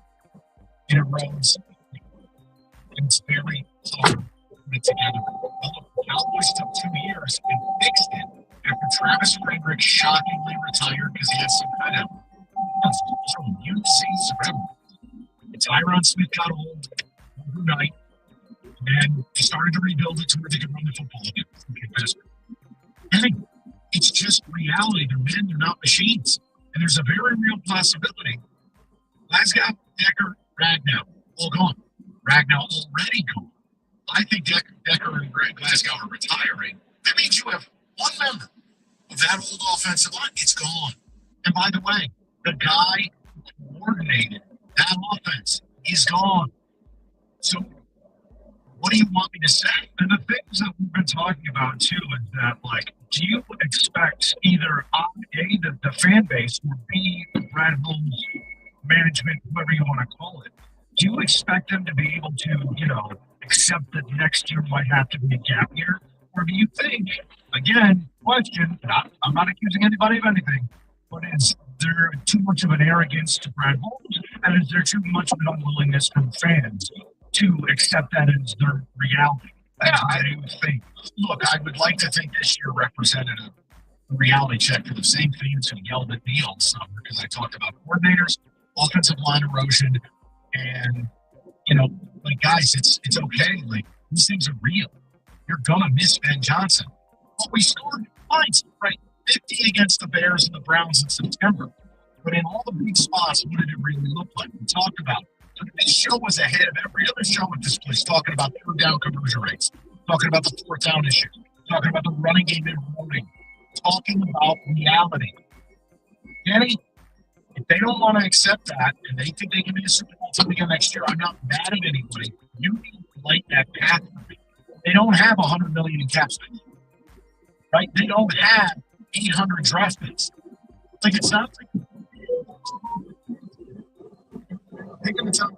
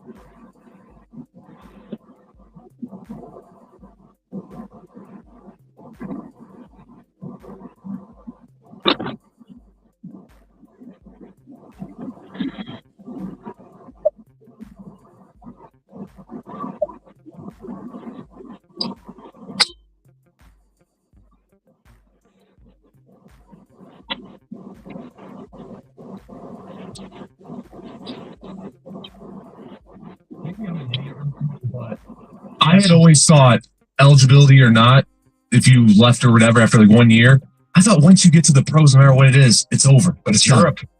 It's Europe, So that's the loophole right there. Yeah. The fact is, the kid was drafted in 2021. What are you kidding me? I think by the Pistons as well. Yes. He made a wise move. Kenny, take your text and we'll get to the callers. Just recovering from all of that. I know I'm in the minority here. I would be completely up for a rebuild, keeping only 5 or 6 key players and probably getting rid of Goff. Now, everybody's on the opposite side of this one. You have to stop. There is no getting rid of Goff. You guys, there is no financial tool for you to get rid of Goff. It is also silly to get rid of Goff. You can talk about drafting his replacement, doing what the Packers did. Drafted Love when they had Rodgers. Drafted Rodgers when they had Favre. You can do that. You can't get rid of him. Not in practice. Not financially. You have him the next 2 years. After 2027, you could get rid of him and save money and be okay. If you restructure, the likelihood is you're stuck with him through 2020. You know what's funny is nobody on the text can seem to agree on much of anything. Everybody's either saying, oh, it's injury year and that's the reason why that we can't be a Super Bowl team, or it's we need to trade Goff and throw him down the well. There is no trading Goff. I agree. I'm with you. That's just what the people are saying. Oh my God. Don't hate me for this. What I'd like to see happen is trade Goff. Like every other text is trade Goff. I'm going to go to Sal because I don't want to hear anymore what you're saying. Hello, Sal. Hey, how's it going? Good, Sal. What's up? First off, you did this to yourself with the golf stuff. To be honest, No, I feel bad for you, but no, but it's like Sal. It was one part of like they had a full diaper on. Then don't we have a problem with getting coaches and getting players?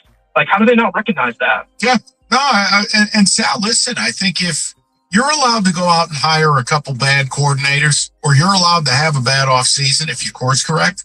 But I think the problem they have, Sal, is they enjoyed their own scent.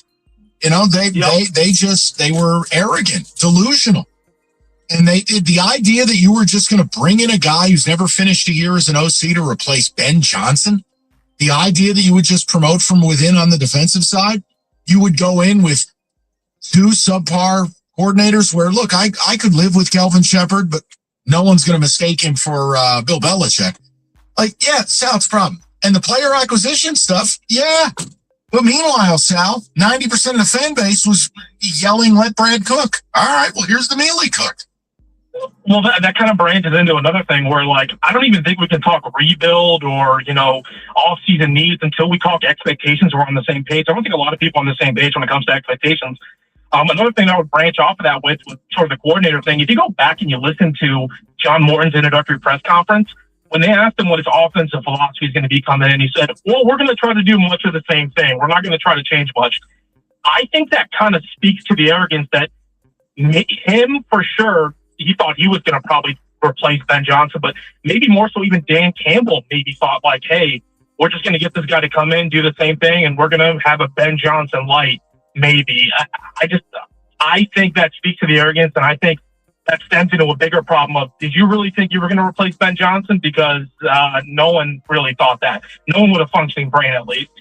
Yeah, and that's, look, they made the mistake, now fix it, right? Like, we can beat them up for the mistake, but now do me a solid. Let's go get Dan Campbell some elite coordinators. Let's let him return to being the CEO of the team. And that's a big step in the right direction. Because the scheme, you can kind of cheat the system. You're seeing what Kyle Shanahan does. Or you were able to see what a Sean McVay does, what an Andy Reid has done.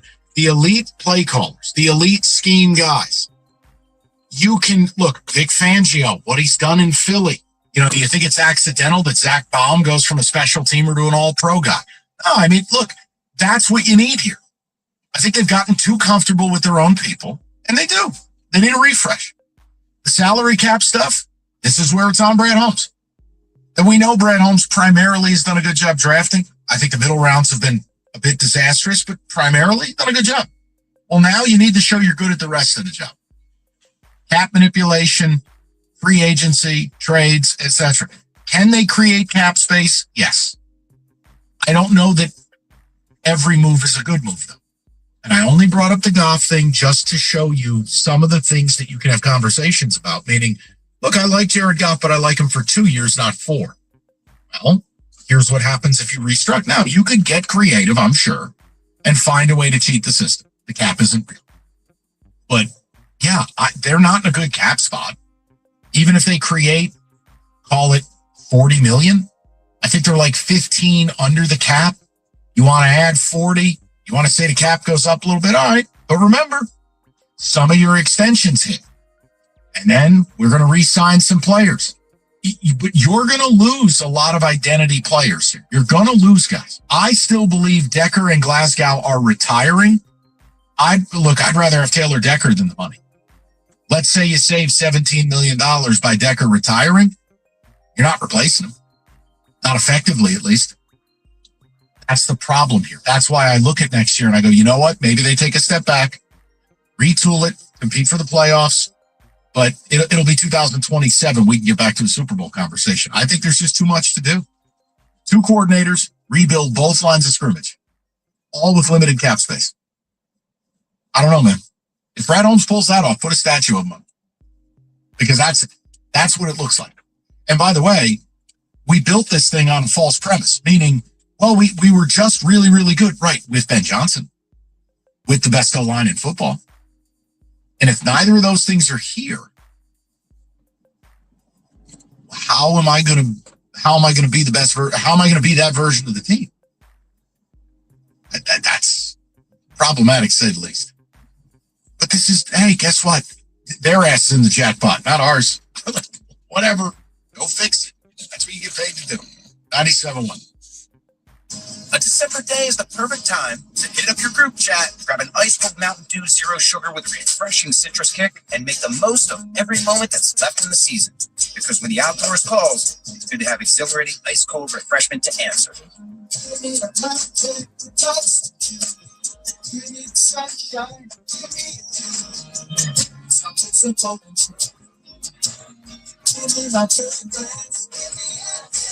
To the do. I'm Dr. Mary Claire Haber, and my new podcast, Unpaused, is the place for bold, unfiltered conversations about what it takes for women to thrive in the second half of life. Listen to and follow Unpaused, available now wherever you get your podcasts. Football is in full swing, and let's be real. There's no better place to bet than Fanatic Sportsbook. So don't wait for the bad beat with another sportsbook. Switch to the home of the fair play, where they protect all pro player prop bets across the straights, parlays, and single game parlays from any first half injury. Some books protect you for just a quarter, some do nothing, but not at Fanatic Sportsbook. But they flip losing bets into winning bets every football game day, whether it's the quarterback, the running back, the wide receiver, or any eligible player prop bet. Fanatic Sportsbook fair play policy gives you the edge when it comes to cooking up your parlay. That means if your player gets injured in the first half, man, your bet will play on with the remaining legs, meaning a loss can turn into a win. You can also track your player performance with Fanatic Sportsbook app. Oh, and the payout speed is also lightning quick. So bet with the book that always has your back. Fanatic Sportsbook. Winning, it's different here. That's today's injury report. Listen all season long for the weekly injury updates presented by Fanatic Sportsbook, home of the fair play. Download the app today. You got to be 21 or older. You got a gambling problem, call 1-800-GAMBLE. It's week 17, Monday night. Rams and Falcons. Here's your latest pro football injury report presented by Fanatic Sportsbook. For the Rams, offensive linemen Larry Jackson and Kevin Dotson have both missed practice at some point during the week. Wide receiver Devontae Adams, that hamstring that he has, well, he also has not returned to practice because of that. So please keep that in mind. And for the Atlanta Falcons, wide receiver Drake London and edge rusher James Pierce Jr. were both limited in practice. So may or may not be playing in this game. Don't worry. If anything happens to any part of your bet, Fanatic Sportsbook will always have your back. They will void out anything that happens within the first half if a player goes down. It's guaranteed because Fanatic Sportsbook loves you more than any other sportsbook. That's today's injury report. Listen all season long for the weekly injury updates presented by Fanatic Sportsbook, home of the fair play. Download the app today. A dangerous ride wherever you are. Northbound 75 at M8 Davison, more than 3 hours with the closure of this area. Multiple vehicles involved in this crash. Traffic is backed up to Holbrook. It does include eastbound, westbound M8 Davison ramps to northbound 75. They are also shut down as well. I'm Val Berry with Chapel. You could keep daydreaming about McDonald's, or you could order McDelivery and be eating McDonald's. Some things are that easy. At participating McDonald's, food prices may be higher than at restaurants. It's football season, and you gotta keep up with the action. Listen in to Pushing the Pile, part of CBS Sports Podcast Network with Mike Brenner, Kyle Long, and now me, JT Acosta, for smart analysis of everything between the lines. 4 episodes a week, Sunday night recaps, film review, power tiers, and weekly previews. You will know ball. Stick with us until one team lifts the Lombardi. Follow and listen to Pushing the Pile on the free Odyssey app or wherever you get your podcasts. When we ask home service pros about their challenges, we can sound a bit repetitive. Can't get quotes out fast enough? Jobber can help. Trouble finding new customers? Jobber can help. Spending too much time chasing checks? Jobber can help. Working every night? You get the idea. Jobber helps you organize, automate, and grow your home service business. Start your free trial today at jobber.com. Free network.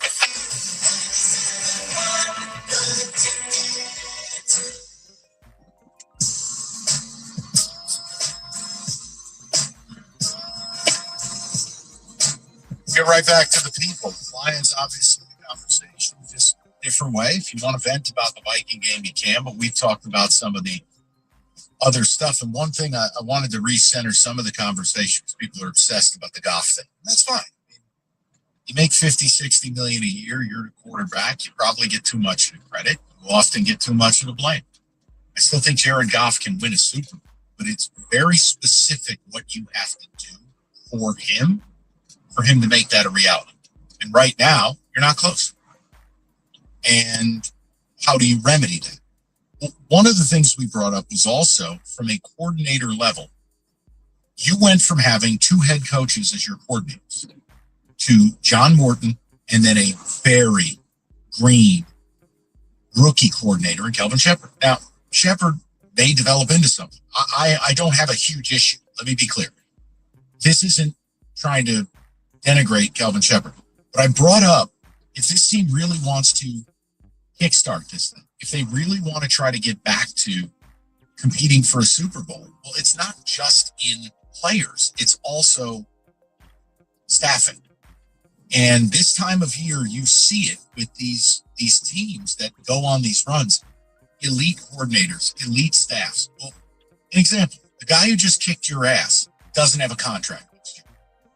Brian Flores is going to be a free agent. Until I see he is signed with the Minnesota Vikings, he is going to be available, right? And his head coaching candidacy is complex, meaning while you can't legally retaliate against someone who is suing, like for instance, I think the Giants are getting sued by Brian Flores, the Texans, some other teams, the Lions, and you could hurt your enemy while helping yourself. You want to show me your series? Hire Brian Flores. You want to show me your series? Go hire a big-time offensive coordinator. Because that is one place that I don't think fans fully appreciated last summer, and I would assume most have gotten the reality check, which is, yeah, man, we lost a lot of talent in that coach. We lost a lot of talent on both sides of the ball, Aaron Glenn and Ben Johnson. Now, yes, we need better players. Like, I'll continue to say, you need to rebuild that defensive line. That D-line, I mean, Aleem was awful. Second catastrophic leg injury. Will he ever be? I don't know. I just know this one was terrible. DJ Reader's gone. Onzarique's gone. Haskell's gone. Davenport's gone. It's Aiden and Tyleek Williams and Minty Fresh Bob Muhammad. Guys, you got to rebuild your D-line. So you got to rebuild the O and D lines in one offseason. Not easy. You don't have a bevy of picks. Not easy. You don't have a ton of cap space. Also, not easy. That's where I'm saying, hey, better coordinators, they need to go outside the favor. tried the in-house stuff, the familiarity stuff. Well, John Morton was here in 22. Goodbye. And Shepard was next in line. All right, well, you want to keep, you can keep. Not mad about it. But I'd be looking for upgrades. Let's go to Brandon, 97.1. Brandon, how you doing, buddy? Pretty good. How you doing, Mike? Good, B. What's on your mind? Pretty hot take. I just don't think the Lions will ever win with Jared Goff. And this has nothing to do with what you've said. I've been watching him over the years, and I just think that he relies heavily on play action and elite protection, right? And having so many holes on this roster, and I agree with you on everything. We need to revamp both lines, and we're going to need a new secondary. I just don't see it happening. Or anybody else. You don't want to extend Goff longer than what he already has. When that time comes to possibly get a new quarterback. Well, and again, when I say restructuring, it's just generally when you restructure a contract, you make it impossible to get rid of a player for longer while you've made the cap hold friendly. So that's my point. I would be careful. I think it's okay to ask the question. This is back-to-back seasons. He has tanked in the penultimate game. And I guess the thing that bothers me the most is, like, you hear the Jared Goff chants, and Jared Goff is never getting blamed. But when Stafford was here, he was always getting blamed, and he never had an elite line. He's in the games, and it's I feel Goff is going to cost. He's going to get a lot of people. Well, listen, his cap number the next 3 years is $9.6 million next year. Yeah, well, 69, then it's like 61, 58. Granted, they've got a massive franchise-defining decision to make. They can tinker with his contract, but you know what it's going to be. Or you let it roll. You could draft his replacement and try to get the money from other places. I don't know what's right. I'm just saying that is possible. I think the best thing to do would be to address the areas that needs first in the draft, and maybe go and dabble in free agency and see what you look like there. But then we just have to go back to the idea that what the trade was in the beginning, and that was that we have to look at until the 2028 draft class. See what we can do with them with these new players. If you don't touch the contract, you have an out after 28, scot-free, and you save all the point.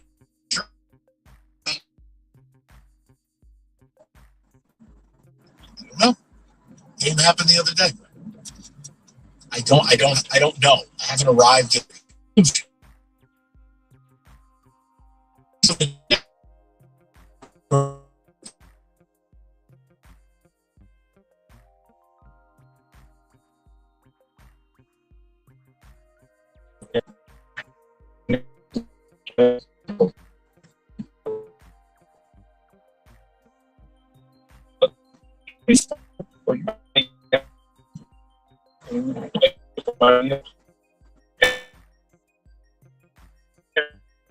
No. My defense is going in.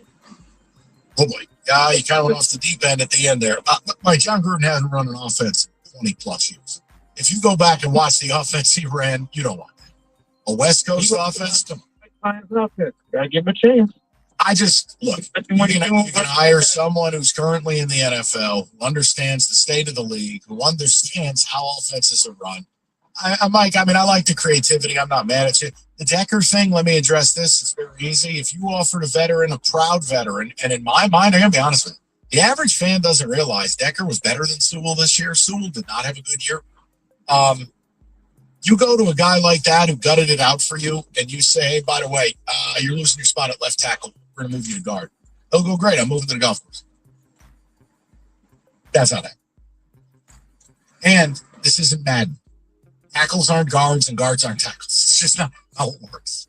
Also, I'm glad you shut the Gruden thing down, because I feel like outside of the get rid of Goff text that we get, it's always hire John Gruden to do X job or Y job. No.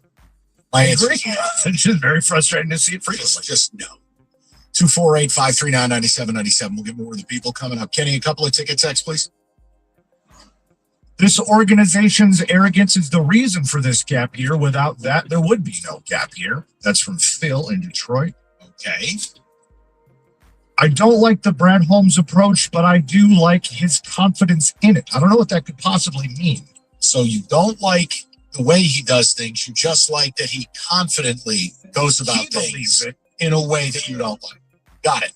Why are Brian's always such scam artists? I don't know what that could be. I don't know. What is that? Detroit Lions need to go and get Malik Willis out of Green Bay. All right, we're done here. I can't do this. These are the weeded out ones. Do you want me to read the ones that I have not weeded out? Nobody knows which way to go between this is an injury year and between this is a Jared Goff problem. No, it's not. It's not any one problem. When you're trying to do this very simplistic, I blame you thing, you're going to fail. The Lions comprehensively fail from an organizational level, a coaching level, a player level. Goff being one of those players. The O-line, another collection of players. A front seven that was primarily healthy that got gutted the last 4, 5, 6 weeks of the year on the ground. You can't pin the failures on one thing. That's like me saying it all happened because of Ben Johnson. No, that's not true. Like, I understand emotions are raw and this just happened. You can say, I need more from my quarterback without wanting to irrationally throw them in the garbage. You can win with Jared Goff, but this team is going to have to put more around it. And for a lot of people, they're going to say, well, why if I pay you $50, $60 million, do I have to do more for you? Because that's the deal you made with this quarterback. It is the covenant you signed with him. If you don't like the deal you made, then you can arrive at something different, which is maybe we draft his replacement and we start the clock and we look at moving on in the next year or two. That's up to you. 97. A December day is the perfect time to hit up your group chat, grab an ice cold Mountain Dew Zero Sugar with a refreshing citrus kick, and make the most of every moment that's left in the season. Because when the outdoors calls, it's good to have exhilarating ice cold refreshment to answer. Give me the sunshine. Something simple and true. Give me my Do the do. College football is off and running, and no one has the sport locked down quite like the Cover 3 podcast, part of the CBS Sports Podcast Network. Join me, Chip Patterson, along with Tom Fernelli, Danny Cannell, and Bud Elliott 5 days a week as we get you set for each weekend with breakdowns and best bets. Then recap all the action on Saturday night and tell you what you need to know about the rankings and more. Follow and listen to the Cover 3 podcast on the free Odyssey app or wherever you get your podcasts. Save over $200 when you book weekly stays with Vrbo. This winter, if you need to work, why not work from a chalet? If you haven't seen your college besties since, well, college, you need a week to fully catch up in a snowy cabin. And if you have to stay in a remote place with your in-laws, you should save over $200 a week. That's the least we can do. So, you might as well start digging out the long johns, because saving over $200 on a week-long snowcation rental is in the cards. Book now at Vrbo.com. Over 60 years ago, Mutual of Omaha's Wild Kingdom brought the wonders of the natural world into our homes. When you care about something, you become committed to saving it. By learning to live in harmony with nature, man himself can play the most vital role in the Wild Kingdom. Just as we help fiercely protect the Wild Kingdom, we help you fiercely protect yours. Mutual of Omaha, protect your kingdom. For more information, visit mutualofomaha.com. This is an Odyssey Sports Minute presented by Chumba Casino, your online casino for plays, spins, and a chance to score. Must be 21 and over. Terms at ChumbaCasino.com. After 5 touchdown passes on Sunday against the grounded Jets and leading the Patriots to a 13-3 record, Patriots second-year standout Drake May is the NFL MVP. Sorry, Matthew Stafford. May has done more with less. I'm John Lund. Ready to kick off the fun? Chumba Casino is your go-to game plan during halftime or overtime. From spinning slots to instant scratch-style cards, it's like running the perfect play, all from home. New players score a free welcome bonus and daily logins with a shot at some serious prizes every time you play. Get in the game and visit ChumbaCasino.com today. Let's Chumba. Sponsored by VTW Group. No purchase necessary. See terms at ChumbaCasino.com. Must be over 21 and present in the state where it's legal to play. I'm Ed Evans, CEO of Consumer Cellular. No, we're not one of the big guys. Truth is, we don't want to be. If you're over 50, Big Wireless probably has you paying for more data than you might need. You could be throwing away thousands over a lifetime. Our entry-level data plans start at just $20 a month. And for a limited time, switch and get your second month free. Call 1-888-FREEDOM, visit consumercellular.com or a store near you and get your second month free today. Plans include $5 credit for auto pay and e-billing. See site for additional details. I'm Sarah Austin Jeunesse, The Moth's executive producer and longtime host of the Moth podcast. Every week, we share true stories told live and without notes by real people from all walks of life. Stories about disastrous haircuts, May-December romances, photographing Pluto, fighting for justice, and so much more. Some stories make you laugh, some make you think, and many stay with you long after they're told. Discover the power of story. Follow and listen to The Moth wherever you get your podcasts. Need industrial waste removed fast? Call the team that's been trusted for 70 years. Pro Services. Pro Services, the industrial and environmental leader in Detroit, is available 24/7. We handle everything from hazardous waste and liquid disposal to hydro excavation and emergency spill response. Fully licensed and fully equipped, Pro Services is ready when you are. For reliable service and fast turnaround for industrial waste removal, go to proservices.com. That's PROS services.com. Pro Services. Service excellence first. My wife knows I'm a basketball fanatic, so for my birthday, she got me courtside seats. Courtside. I'm in heaven. I look up at the Jumbotron just in time to see a 7'1" center dive for the ball and take me out. My body's okay, but my teeth? Not so much. Luckily, Brightside Dental has same-day emergency service. I got in and was taken care of right away. And basketball? Yeah, I'm good watching couch side from now on. Brightside Dental. No judgment, just care. Call 1-800-PAINLESS or visit brightside.dental.com. The Valenti and Rico Show is presented by Femininio Law. Go to GetDavidGetPaid.com.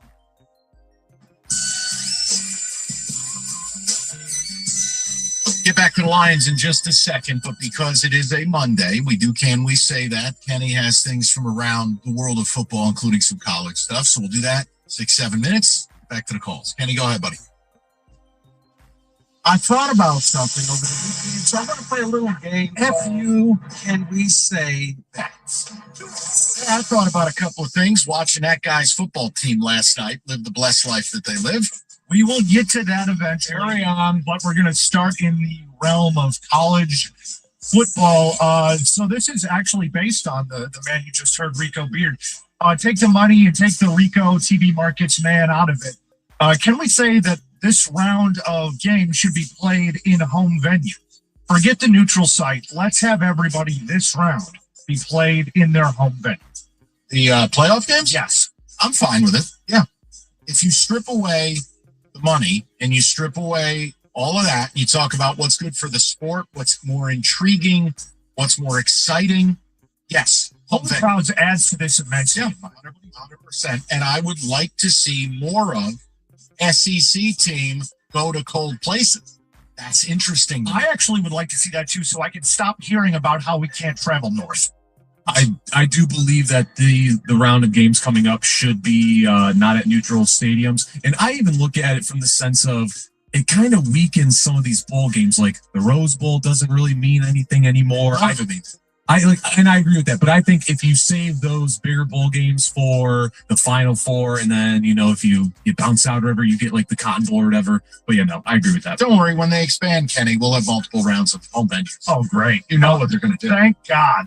So that actually brings me to the next question is, can we say that bowl season has never meant less? I was watching the Bulls this weekend, and I got to tell you, I was actually starting to get borderline angry at how much I didn't care about them. Yeah, they're spring games now. It's a joke. And I'll tell you the worst part is the useful idiots that these companies hire to call these games handed their talking points. I had to listen about what a good teammate player X was or player Y Look at them, how involved they are on the sidelines. Cutscene. They opted out. They didn't play. And you want to tell me what a good teammate they are? Nothing topped the list of insanity as the Fenway Bowl, where Skylar Bell, who's the best receiver for UConn, begged all his teammates to play, did this big hullabaloo. I'm going to play. You should play. He played one series. Then he disappeared. Then he comes back on the sidelines with a Jesus piece bigger than the actual cross Jesus was crucified on. Street clothes. He opted out. He played one series. And he had a wardrobe change ready like he's Aretha F. Franklin. He went through a full Lady Gaga wardrobe. Yeah, he's Taylor Swift on the Eras tour. Nothing matters anymore. And to go, because obviously I worked the show a couple weeks back about the Lane Kiffin thing. I love when Lane Kiffin was in the booth and he was talking about how great the Ole Miss win was. I bet it was, because you're making $1 million off that win for doing nothing, wearing a brown leather jacket. Yeah, while calling all those players and seducing them. So on FanDuel, the two top favorites are Big Ten teams to win the national championship. Can we say that the Big Ten has finally passed the SEC? No, because the rest of the conference sucks. It's just a top-heavy conference. It's no different than when USC was the kings of the Pac-12 and won national championship. The rest of the conference wasn't any good. Okay, so you have Oregon, Indiana, Ohio State, right? What else you got? The whole principle of when you want to talk about the conference, then put middle class versus middle class, bottom rung versus bottom rung. The Big Ten schedules, Ohio State played nobody all year. Indiana, they played one team all year. Now, flip it, go play an SEC schedule. What's it look like? You can't say that. No, I agree with that. It is, I mean, you said it best, Mike. It is way too top heavy. Now, add in like Iowa making the playoffs, MSU being relevant again, then I feel like the conversation could change. But as of right now, no. No. Like a middle class team in the SEC is still a team like an Auburn, still a team like a Vanderbilt. Like these are teams that are capable, where it's not a cupcake festival. Look at the Big Ten. Yeah, great. It's 18 teams. 15 of them stink. Well, you've fallen right into my trap because I didn't have to say it as an SEC honk. You have said it for me. That's exactly what I was asking. The truth is the truth, no matter, I'm sorry. And real quick, one last one here. In that same vein, how many teams that are around right now in this playoff picture actually have legitimate natty hopes? I mean, Indiana, OSU, Georgia. Those would be my three. So you got three. Yeah, So you're telling me that a 4-team playoff was not such a bad idea after all? It was never a bad idea. It was actually quite awesome. But yeah, Kenny, this is where we are, pal. It's all filler. That's all it is. And that's why they even, if they were to expand, I know everyone kind of said it to begin with, because do the 8-team. Because you'll have some of the fringe teams that might put up a good fight in that first round, but then afterwards you're down to your Final Four. I totally agree. And especially if you're going to go to 12 and 2 of them are poverty teams, what's the point? And we have one more, actually. What can we say? Can we say what is the solution for the transfer portal dilemma that's becoming the bane of my existence in college football? Well, I'll tell you the first thing we should do. Stop making announcements that players have come to terms and re-signed with given team. This is such a farce. It's either college football or it's not. Now pick. My misgivings with the sport is when you were a little kid, Kenny, what'd you do? You dress up as Dan Marino for Halloween one year. You bought the little play set. You put on the plastic helmet, but you weren't Dan Marino.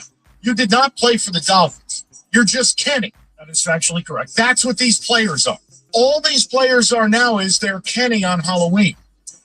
Oh, well, they've re-signed. Oh, we've inked him to a new deal. It's like, all right, you know what? We're done here.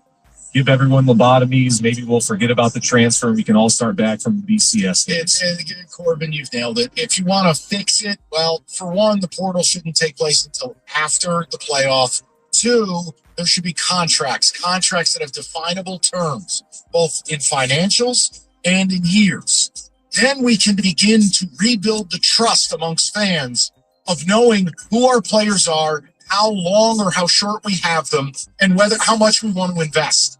Currently, I don't know, and I'm not making fun of you, Kenny. Take whatever joy you want. I don't know how anybody takes it serious. That is, can we say that? A December day is the perfect time to hit up your group chat, grab an ice cold Mountain Dew with a refreshing citrus kick, and make the most of every moment that's left in the season. Because when the outdoors call, it's good to have exhilarating ice cold refreshment to answer.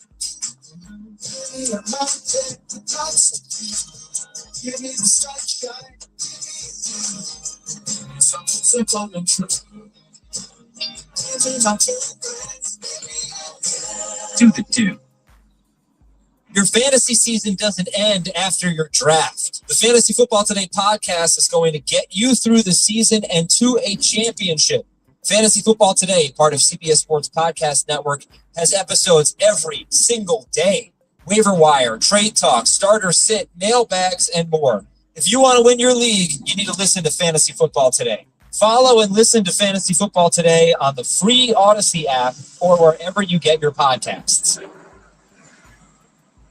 This is attorney David Femininio. Auto accidents happen, and the best way to protect ourselves from an accident is to be educated and informed. That's why we started David's Driving Edge. Provide tips and resources to keep us all safer on the road. If an accident does happen, we are always here to help you. But if we can avoid them to begin with, that's a win for everyone. Make driving your only focus. Put your phone down and just drive. Go to getdavidgetpaid.com/driving edge for more information. Picture it, your holiday table.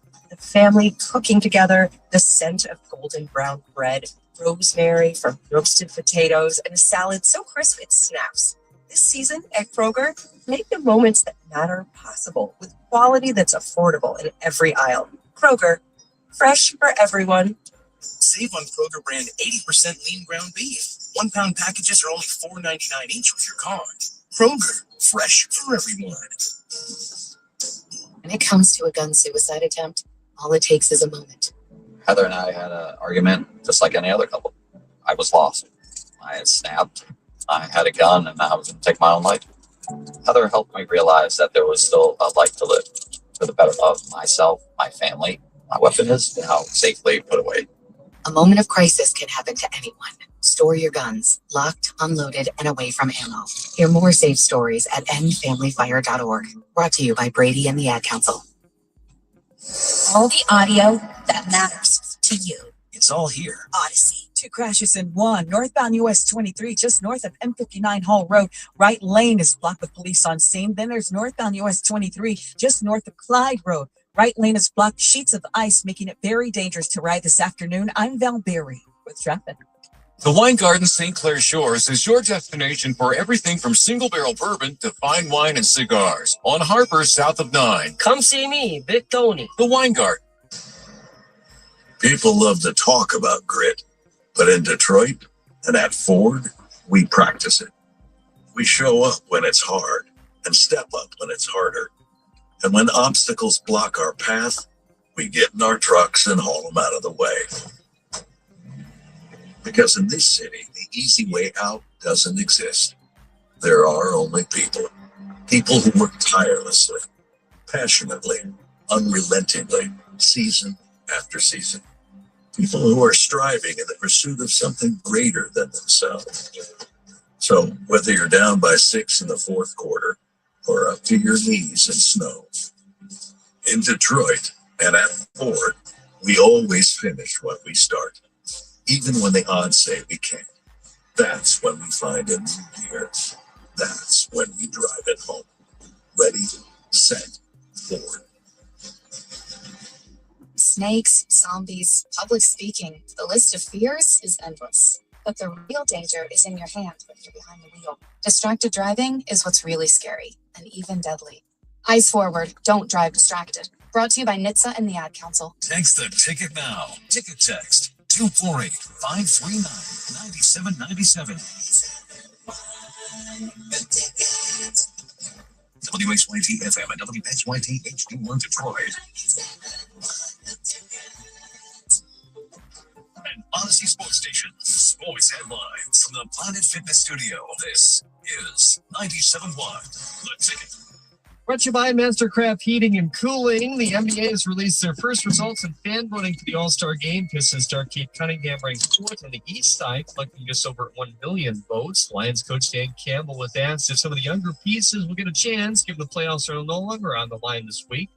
Yeah, I think if guys can't go because of injury, then the next guy up will go, young or old, or young or veteran, I should say. Next best guy available. Came out of the game last week. Did he come out of that? Okay, is there an update on that? Yeah, I think long term he's going to be okay. Which is good. It's good news. And again for him. That's part of it. Yeah.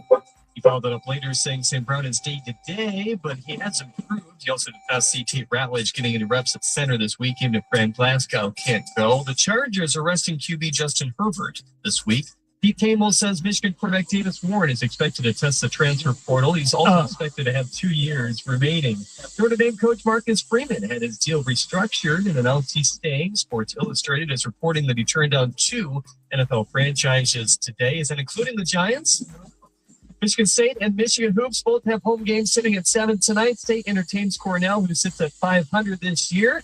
MSU has McNeese, and the latest coaches poll revealed today Michigan remained the number 1 team. MSU stood at number 9. That's Hey, man, I'm just trying to get laid. That's got Jeremy Otto from Oregon at 97 The Ticket or Odyssey.com.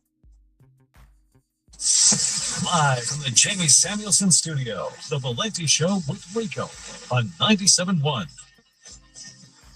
5 o'clock. Great to have you with us. Hope everybody had a good holiday. I know this weather. Good God. Look, here's how we tried to do the Lions thing. You are free to call in whatever you like. As Doug likes to say, it's an open line format. But I think I just turned Doug into Harvey Dent, by the way. The point I'm making is we've tried to do it a little differently. There's nothing to talk about for me with the Lions Vikings. We all watched it. It's been talked to death. Lord knows your group chat is probably nuts. I've offered you what Dan Campbell said, and then a window into what that really means. We're going to get to your phone calls in a second. We're going to look at everything this offseason. Okay. Here's what everything looks like. Ask yourself these following questions. You're a Lions, and you can come to whatever conclusions you want. Here are mine. Okay. We got to this point where we were a Super Bowl contender. Now the road back is pointing. How this works.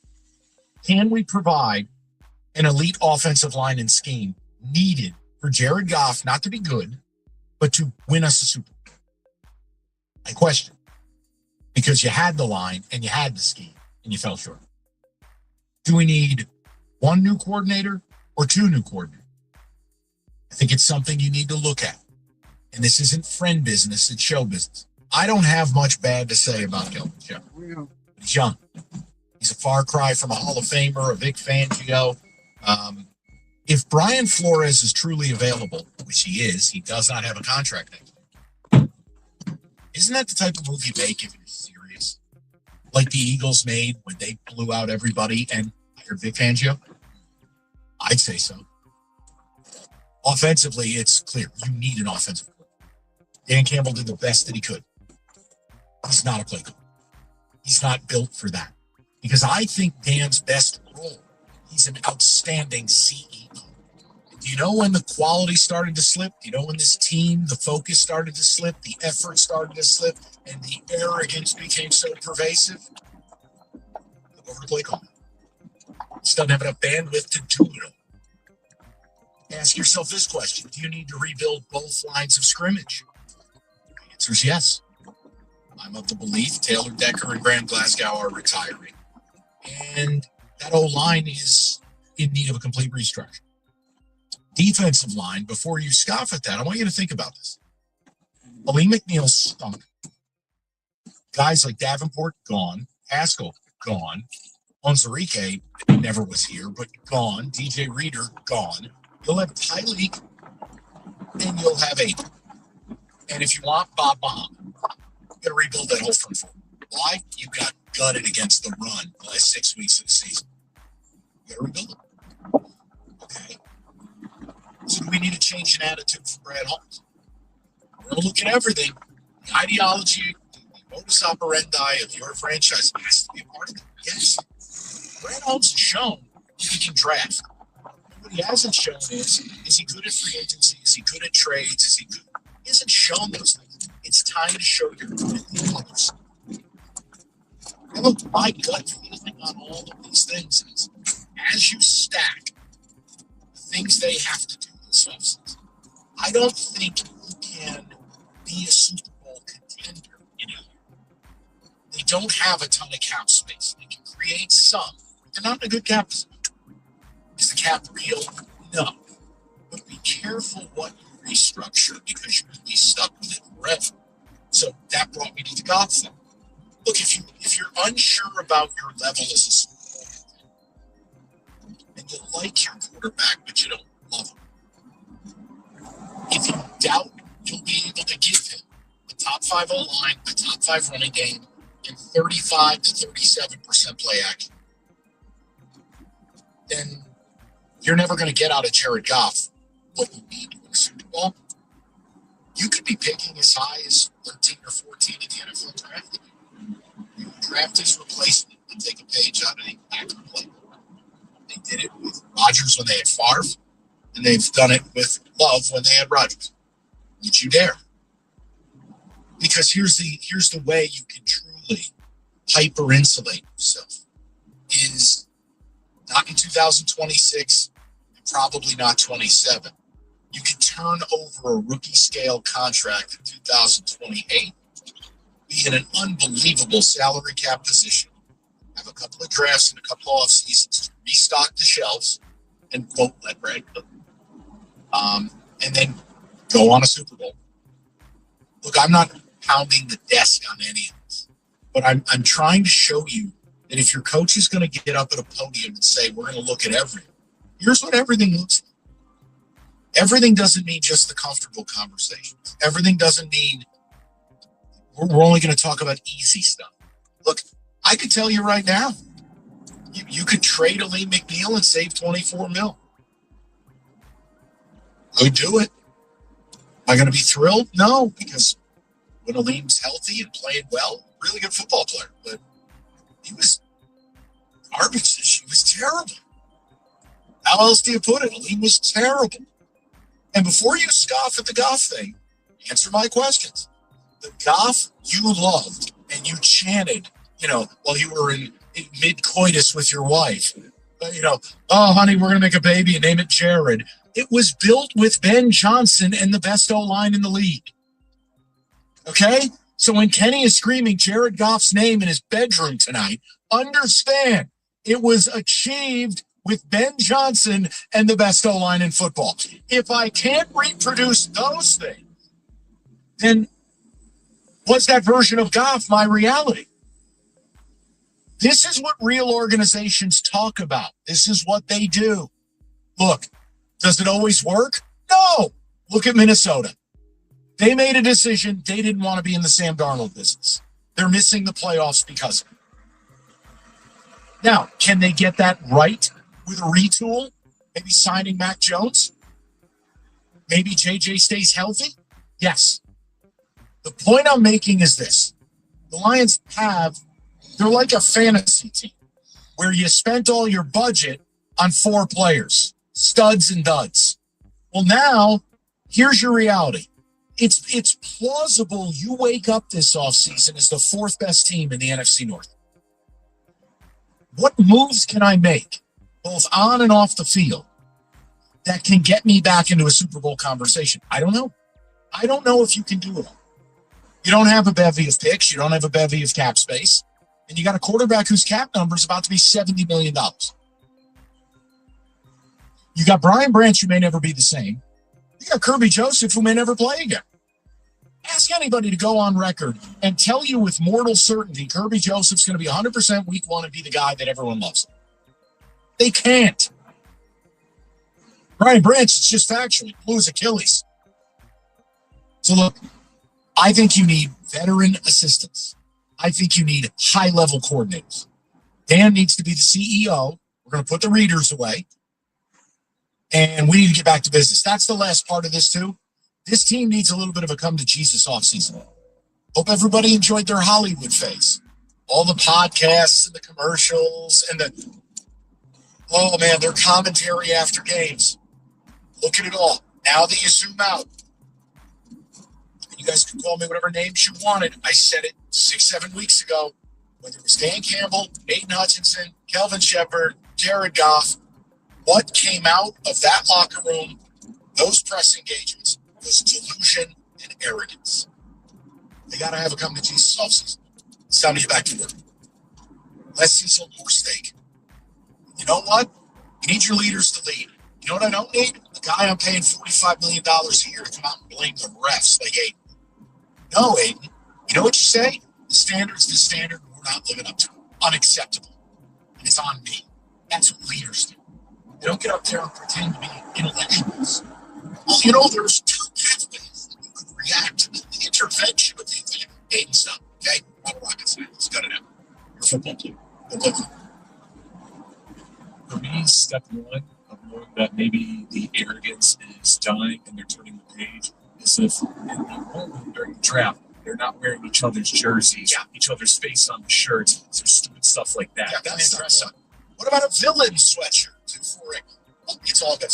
All of that looks less and less cute the further we go down this road. The St. Brown podcast, Hutch interviews where he's, convincing about exactly what you just said. It becomes, as a fan base, I mean, you're going to accept it for 1 year. You might accept it for 2. And that's the job of Dan Campbell, to reestablish the culture, the messaging, what's acceptable. And yeah, I think it does begin with coordinating. Big time. We'll get to your phone calls next. All right. Stop ignoring the cold. Mastercraft Heating, Cooling, Plumbing, Electrical. Do a complete furnace checkup for you. Make sure it's running properly. And Lord knows it has to be this time of year. Right now, $79. That's $30 off the regular price. Call today. Spots fill up quick. And don't forget Mastercraft. Plumbing, electrical, generators, all at discounted pricing. So do it now. It's mastercraftheating.com. That's mastercraftheating.com.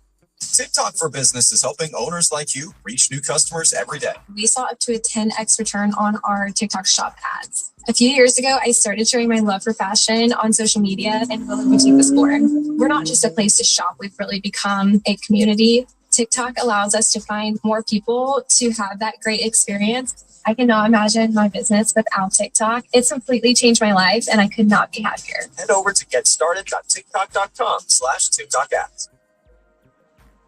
A December day is the perfect time to hit up your group chat, grab an ice cold Mountain Dew Zero Sugar with a refreshing citrus kick, and get outside. Because when the outdoors calls, it's good to have exhilarating ice cold refreshment to answer.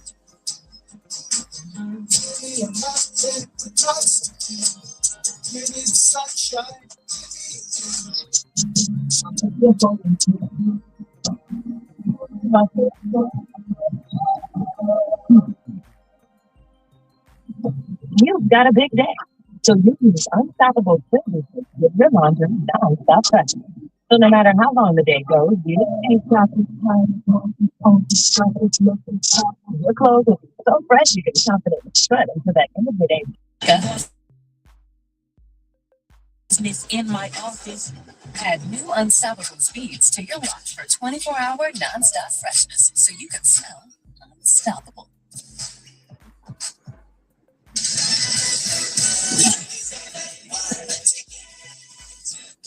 Make money from your podcast with the Odyssey Creator Lab. You create the show, we bring the advertisers. Apply now at creators.odyssey.com. This New Year's, while everyone is watching the clock strike 12, the Bell Tire year-end sale is saving everyone 12% when you buy 2 or more tires. Ring in the new year with savings on any and all of your favorite tire brands. Sale starts December 26th through January 3rd. So if one of your resolutions is saving big in the new year, then you've got to get down to Bell Tire for 12% off. December 26th through January 3rd.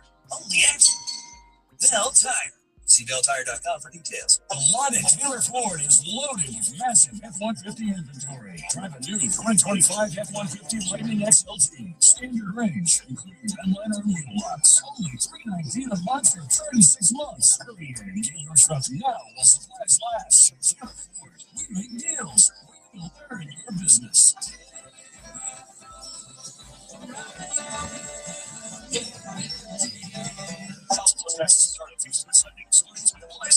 Details. Vrbo makes it easy to claim your dream summer spot with early booking deals.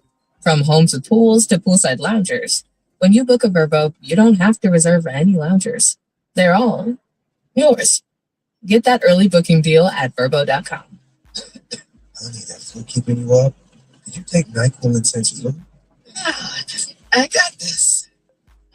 Okay, I don't got this. Yeah, you need NyQuil Intense too.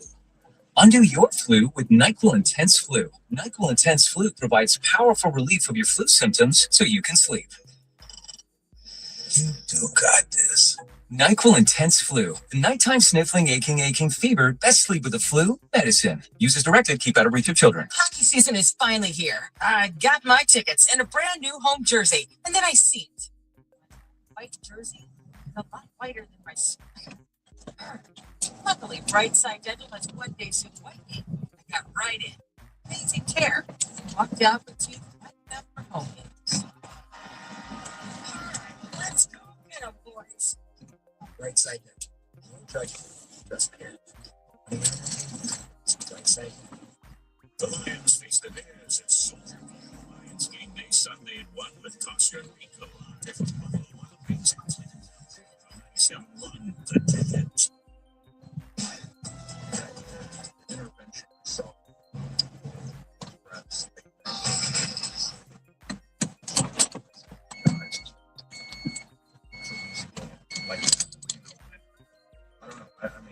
I'm sure, Okay, that's enough. Goodbye. Or you gave up 250 yards rushing. And give everybody a promo code to the House of Hutch while you're at it. Okay? Enough. Making $40+ million a year. I gotta listen to you talking about the intervention and the officials. Cut it out. It takes the Steelers a month to get 250 rushing yards. It took them an afternoon with you. If you want them, Yeah, sure, if it's easy for you. That is of what this season was for them. All right. You have a strong culture. Get back to it. Stop blaming others. Stop crying. You promo code. Right? The House of Hutch and whatever the hell it is. Here.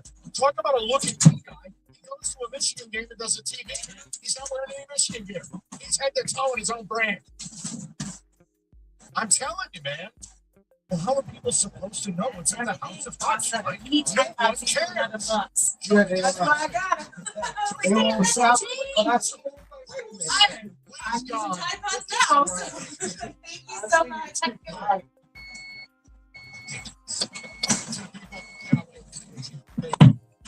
a very nice person. I want to go to T. 97.1. T, what's good, buddy? What's good? Happy New Year, my brother. Yes, sir. I'm so happy. Before you went on vacation, I've been waiting on you to go in for the longest, man. Keep shaking, dude. Because I'm gonna tell you, the Lions got that balloon busted so hard that you couldn't put duct tape back together, put that thing back up in there and let it inflate. And I think that's the best thing to happen. Now, here's the thing. How do we really rehabilitate ourselves? I have this saying that, you take your favorite cheese, right? Swiss, Parmesan, whatever it is. And then you look in the mirror, and this is what Dan Campbell and Brad own, all the rest of those trucks, little mighty lions who think they're all that. You say, am I a man or am I a mouse? And you say it 3 times. If you eat the cheese, you know what you are. And there is a lot of cheese this season. A lot of cheese. So what's the fix? D-line. Blow up the D-line. Okay, I'm going to say this. I don't want them to draft any more linemen. Go out and get you some veteran goons on both sides of the ball. I would say don't draft any wide receivers. You need another tight end because Laporta is probably broken up and probably will be broken up from now on. And I probably would, try to find me a linebacker, a young one, and another young DN and build like that. We don't need any more receivers. We don't need any more running backs. We can get a free agent running back, or maybe apologize to David Montgomery. I'll tell you one thing. T, here's another one. When they say everything's on the table, you could at least discuss it. Do you try to gauge the value of Jamison Williams? Elevate Tesla opposite Amon Ra. You get Laporta back. What if J-Mo could get you a first-round pick? Do you entertain that? Ooh. You know what? We need that blow the top off. I agree. See, I know, but you know what I know. You can't have it all the time. I'm asking. If I can get a first round for J-Mo, I couldn't lose. Let me say this to you, and I'll let you go. So I've been playing around with this in my head. What would it take to get Joe Burrow out of Cincinnati?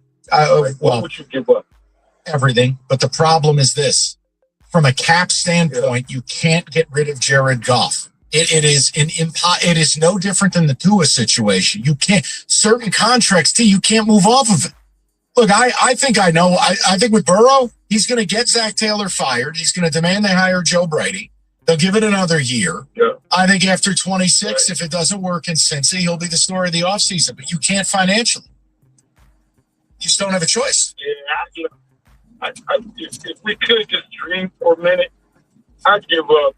I'd give up the Gordie Howe Bridge. I don't care. Here, take the ambassador with you. Never go to Canada again. Do whatever it takes. Well, but that's not the conversation we're having.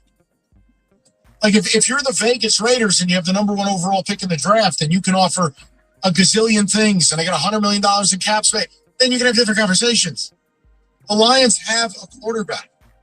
You don't have to love him. Do you like him? He threw a ball that you could catch. Very true. Joe Burrow does that. But like with Goff, it's about what you put around him. You know the deal you made. Now you got to live up to it. I'll tell you one guy who ain't going to be around. Like, I brought up the J-Mo thing. I'm not yelling about it. I'm not even telling you to do it. I'm asking, is that something you consider to get added draft capital? David Montgomery's good as gone. Can't have the 7th highest paid running back on your roster, and he's your backup. Can't happen. Gone. Also doesn't help. He doesn't seem to be happy. We'll go to Antonio, 97.1. Antonio, what's good? Hey, Mike. What's up? Man, I'm not going to say the window is closed, but if the Lions was in a burning building, that particular exit for safety has been compromised. Now, like any good building, there's other escape routes. So we have to take another escape route for safety. The only thing is, I don't believe if everything's on the table, like you say, then Brad Holmes needs to be on the table. We need to have that discussion. Sure. I don't care. You're never going to offend me with that. Antonio, I think all these guys should be evaluated every damn year. I mean, he traded a 3rd-round pick for Carlton Davis, and he only got 1 season out of it. He traded a 3rd-round pick for Darius Smith and let him walk out the door. That's draft capital. He traded draft capital. But the Carlton Davis thing, let's be fair. With Carlton Davis, you will get a compensatory pick that can make up for it. I hear what you're saying. I think the bigger point in it is when you look at the last 2 draft classes, they are either largely or entirely useless. That's a problem. His biggest sin is he should be judged like every general manager who drafts a franchise quarterback or who looks up into one like Brock Purdy. When you have that 5-year window to build around him prior to having to pay him.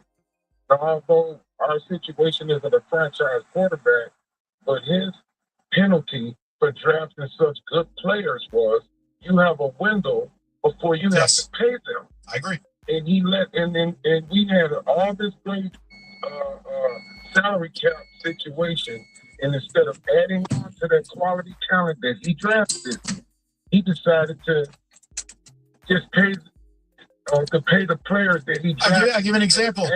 Antonio, I said it the day the guy signed. There's something in the NFL called the transition tag. Okay? The transition tag basically allows the player to go out, shop their own deal, but you get first right of refusal. They could have easily done that. They didn't have to sign Kirby. I had no idea Kirby was going to die. The point I'm making is they've done that Kirby thing every time. They didn't have to sign J-Mo. Why did they sign J-Mo? Why did they run to the altar to sign him? In the same offseason, you gave up 3 third-round picks to take what seemingly was J-Mo's replacement in Isaac Testament. That is something they have to see. This idea of being seduced by their own players and running to the altar to sign them. Because you know what's going to happen next. This will be the offseason of, what do we do? Here's my answer. Nothing. There's my answer. Nothing. One guy's coming off a back surgery. The other guy's a running back. We don't pay running backs. And you guys get as mad as you want to. Did Jahmyr Gibbs affect winning this year? Nope. You win with the tip of the sword. Running backs are fun, but they're you can replace them. I love Jahmyr, and I'm going to love him for 6 years. 5 on base deal, 1 on franchise. And then guess where he goes? Shipping container to a different team. I'm not doing it. 6 years, over 1,800 touches. I got the best deal. Now somebody else can pay for the reputation. Or, if Brad Holmes doesn't change, Gibbs' highest paid back in the history of the league, download. Whatever you like. 248-539-9797. We'll get more of your calls. Lots left to do. I know Rieger, I saw him waddling around. He's here, right? I wasn't hallucinating? Okay. 97.1.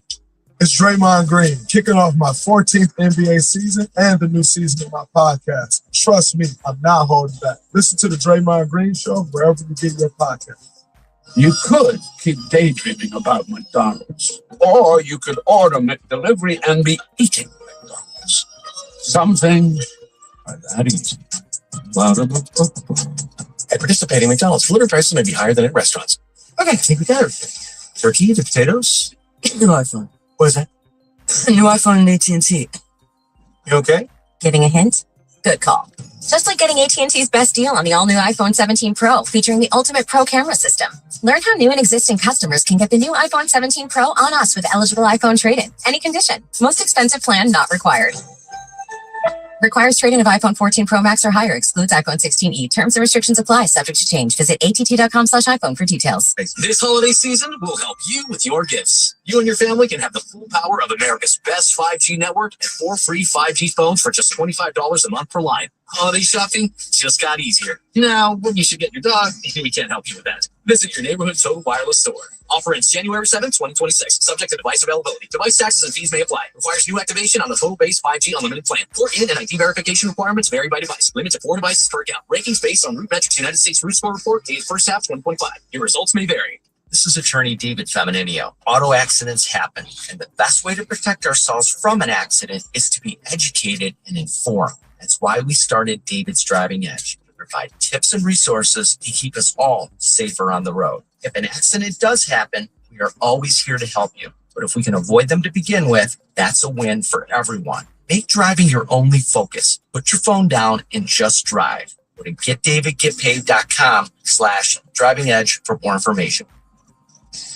A dangerous ride wherever you are. Northbound 75 at M.A. Davison, more than 3 hours with the closure of this area. Multiple vehicles involved in this crash. Traffic is backed up to Holbrook. It does include eastbound, westbound M.A. Davison ramps to northbound 75. They are also shut down as well. I'm Val Beer. Thousands of Metro Detroit kids still sleep on the floor. Help change that with the Furniture Bank's 1,000 Beds Challenge. $250 gives a child a bed, mattress, and bedding. Donate now at furniture-bank.org. Style or substance. Somehow it became one or the other when choosing a truck. But there is another choice. Not stopping until you have everything. That's GMC Sierra. We are professional grade. Michigan residents get $1,000 lease cash during the GMC holiday event. Well-qualified GM employees with a current eligible GMC lease use it to get a 24-month ultra-low mileage lease for $199 per month with $33.29 due with signing on a 2026 Sierra light-duty elevation crew cab 4x4 with a 2.7-liter engine. Must be a current lessee of the 2020 model year or newer Buick or GMC vehicles with GM Financial for at least 30 days prior to the new vehicle sale. Tax title license utility fees extra. No security deposit required. Mileage charge of 25 cents a mile over 20,000 miles. And participating dealers only. Residency restrictions apply. Visit gmcofferinfo.com for details.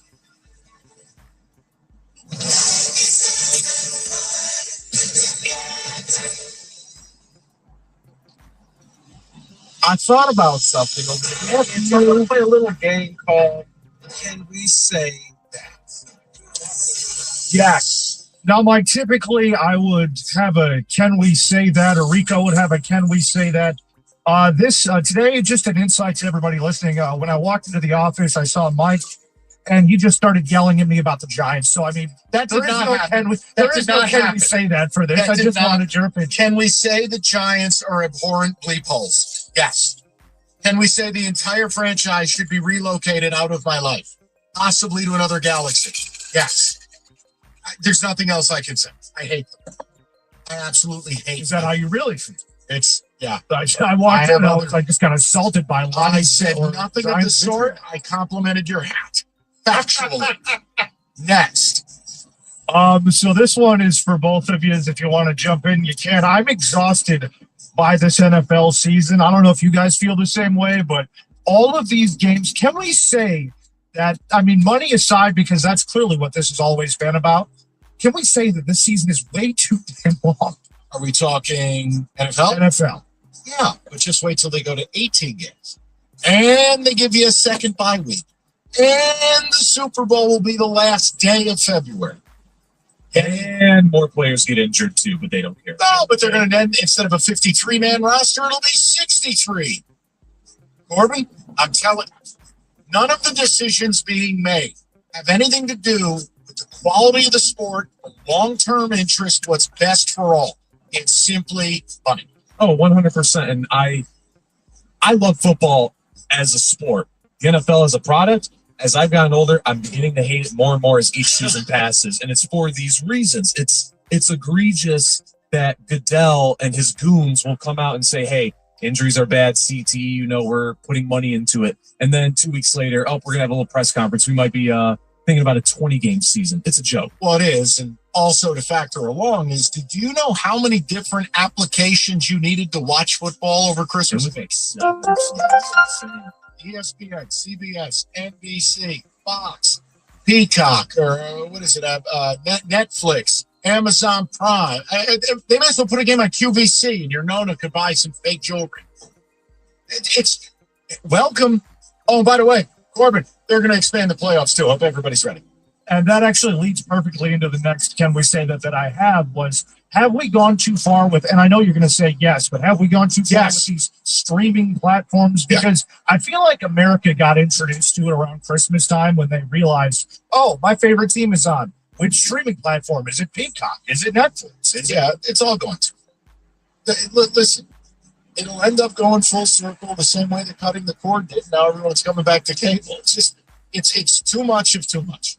And again, there's really not much up for grabs the last 2 weeks of the season when you look at it. The whole NFC playoff picture finalized.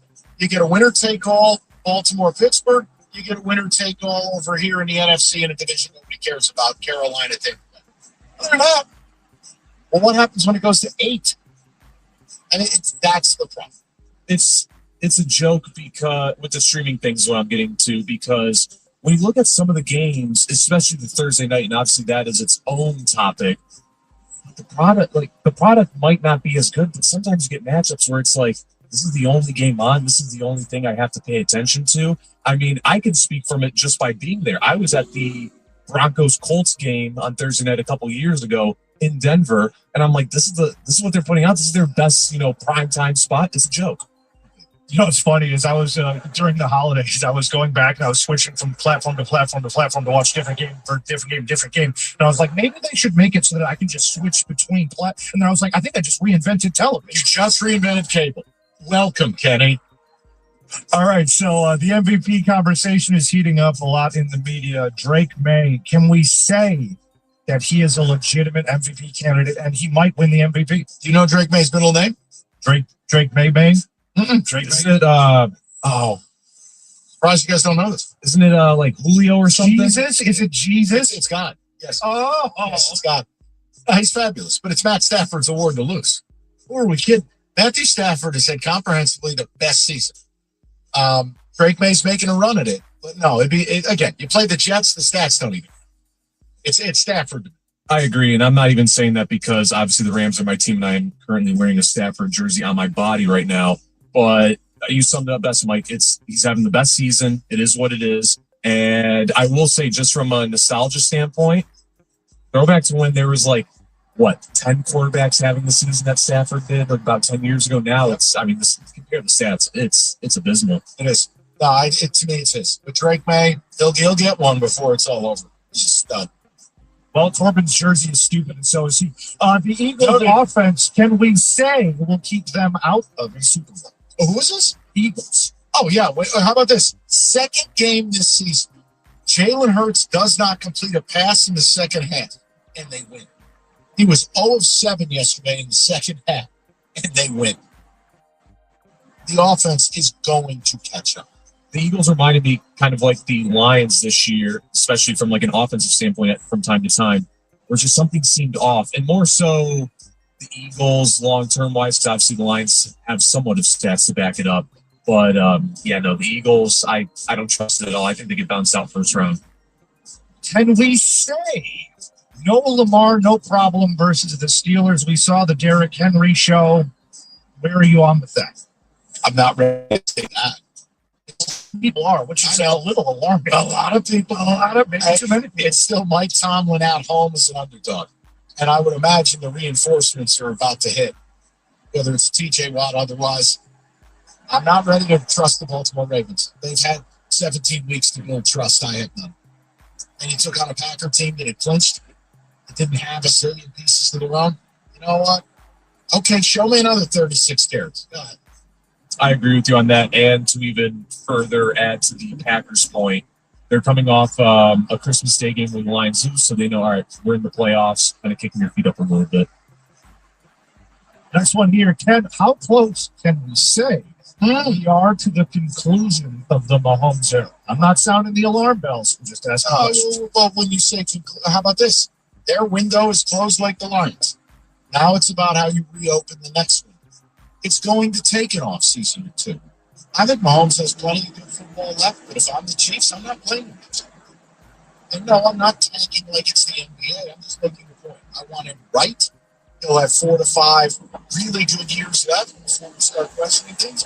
I think the Chiefs, as long as you're with him, they'll be back.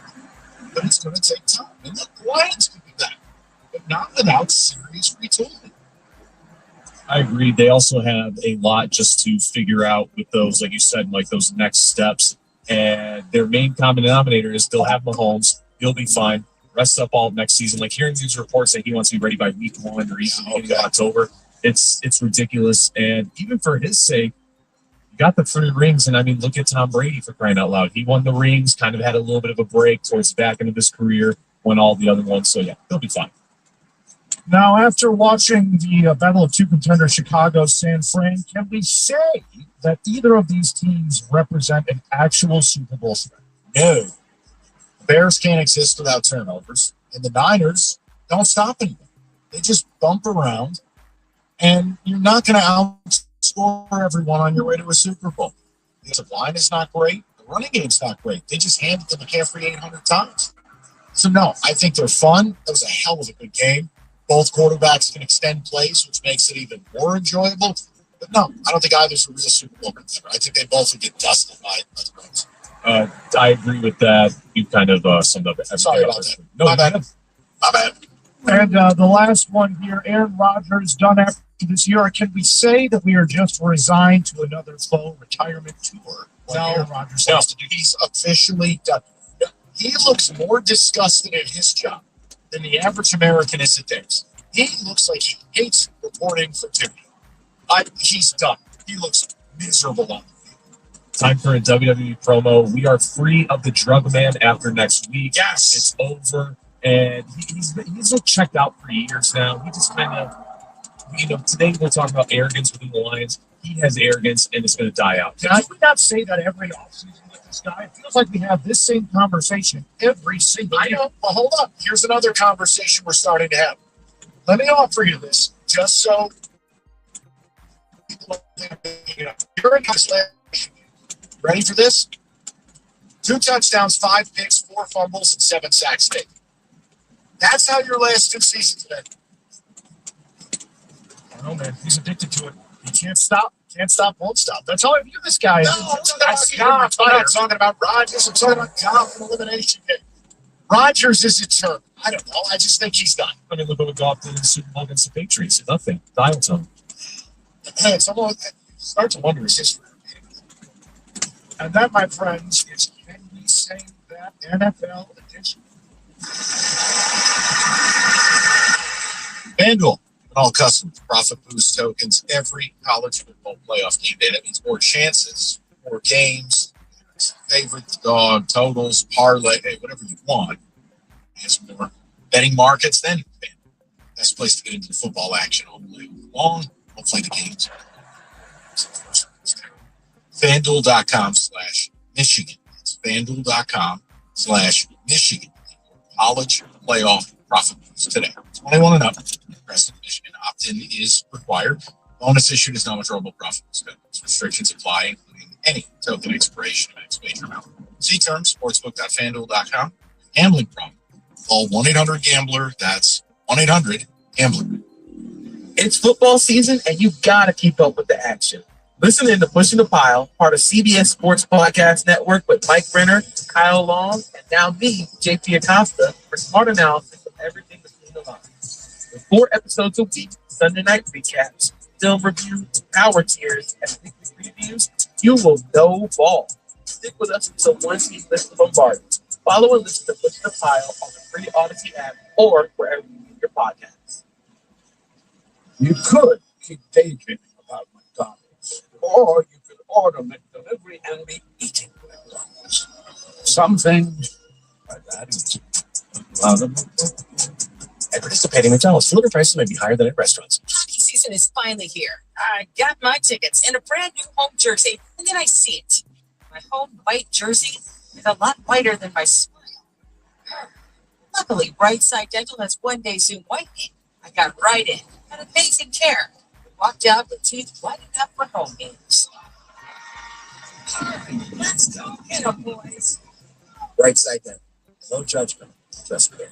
Call 1-800-GAMBLERS. Brightside Dental.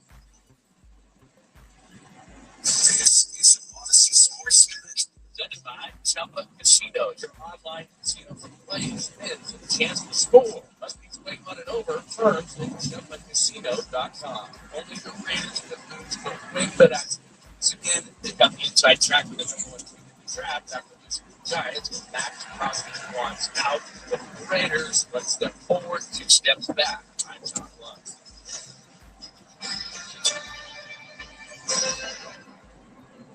Hey, can you blow up some balloons for Jack's party? I can't. It's so congested. It's Sinex Saline from Vicks. Sinex saline nasal spray. Yeah, just Sinex. Breathe.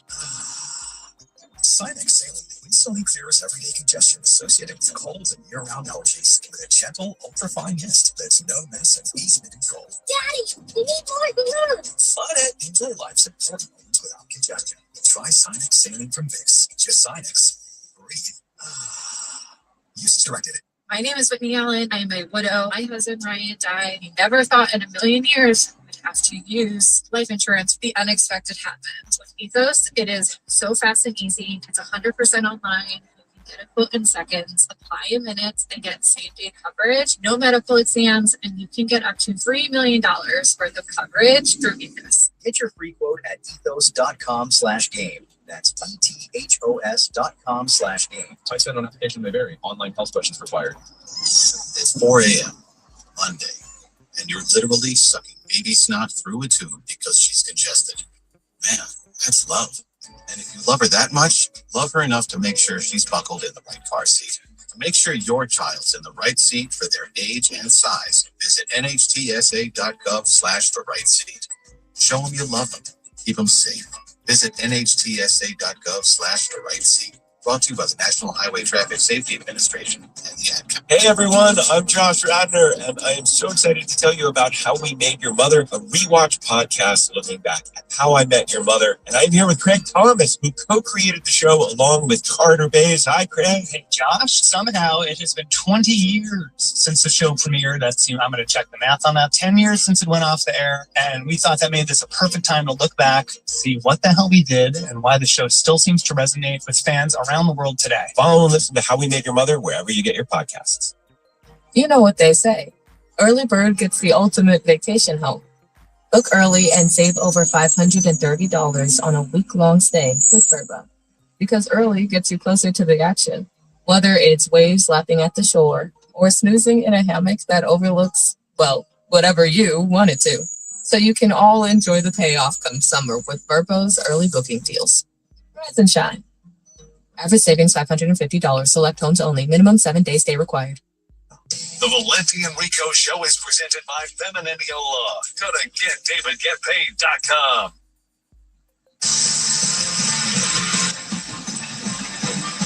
All right. Rieger is here. You want to air your grievances? I know I've probably given you plenty of ammunition. I just welcome. What's going on, Michael? I got to tell you. Every now and then you come in early, you're feeling pretty good about life, and then you hear a nugget of information that just makes you laugh. Okay. You provide me. That's right. Such humor at times. That's right. Thank you. Very nice of you. Okay. I presented this a different way than the other shows. I think the Viking game is that's been talked. It's played Thursday. Everybody knows they watched. Friday, all the shows were on. You got all weekend to read all about that. Dan Campbell saying we're going to look at everything. Okay, here's what everything looks like. Of the things I presented, and look, some of these, I'm not pounding the desk for all of them. I'm saying you have to have difficult conversations or you're not talking at all. Which of those do you feel the strongest? So there's a bunch, right? And I think they're all pretty truthful. In fact, I was going to do something similar with the three men that are going to run this organization. And do you expect them to win a Super Bowl? Talking about, obviously, Jared and Dan and Brad. But the one thing that kills me the most, okay? I know most people are going to say Brad and his arrogance and how he built this team. But for me, it's Dan and the coordinators. It's the fact that you know what is walking out that door. The brains of the operation was going bye-bye. And you did not do an extensive search to replace him. Instead, you hire a guy that was disliked in New York, that rubbed players the wrong way. You bring him on in, and shockingly enough, the same exact thing happened. And then Kelvin Shepard, whatever, fine. You're probably going to have to fire him too, because the worst thing in the world would be next year to realize, our defense is better, but our DC's not. So I can't believe that Dan did business that way, and then add on to it. The last 3 games, I know people might disagree, but he got out-coached in 3 must-win games, whether it be by Sean McVay or Mike Tomlin or Kevin O'Connell. Those last 3 games were a train wreck. So I kind of got a big issue with Dan, and I'm left wondering. I watched that game yesterday, as I'm sure you did too, the Niners and the Bears and all those elite offensive play calls. I kind of was left wondering, is this guy just a rah-rah culture builder, or is he actually have that tactical edge to him? And I don't know that he does. No, he's not a play caller. That's okay. I think he's an excellent CEO. I think he's absolutely a culture builder. And look, a lot of people could say Mike Tomlin is that. Mike Tomlin is a Super Bowl. Mike Tomlin's been a very impactful coach in this league. The point I'm making is when you're calling plays, they're slipping. It takes a very special person to be able to be a head coach and be the play caller. And look, Kyle Shanahan is very unique. But do I think there are things that Kyle Shanahan has done in certain games that if he wasn't the head coach and the OC, that as the standing head coach, he could have gotten the OC to do things differently that would help? Yes. Look, you went from having 2 head coaches as your coordinators to 2 guys who are unproven at best. Well, you know what he also went to, and I agree, but the details slipped, obviously. Yeah. When he got Aaron Glenn and Ben Johnson, those are 2 great run units. So your details slipped, more penalties. But overall, you lost your grit. Like, you lost the last 2 games to the Steelers. You gave up 230 on the ground to Max Brosmer and the Vikings, which is, I still can't believe it, right? But in those 2 games, Campbell's never lost those games over the course of 2 years of the dominance. And now you're losing these games, and you lost to Minnesota earlier where all the trouble started. Like, everybody, he doesn't lose 2 in a row. If he loses to Ben on Sunday, that's 4 in a row. Well, the other thing I would do if I were them, I'm not playing any of my starters.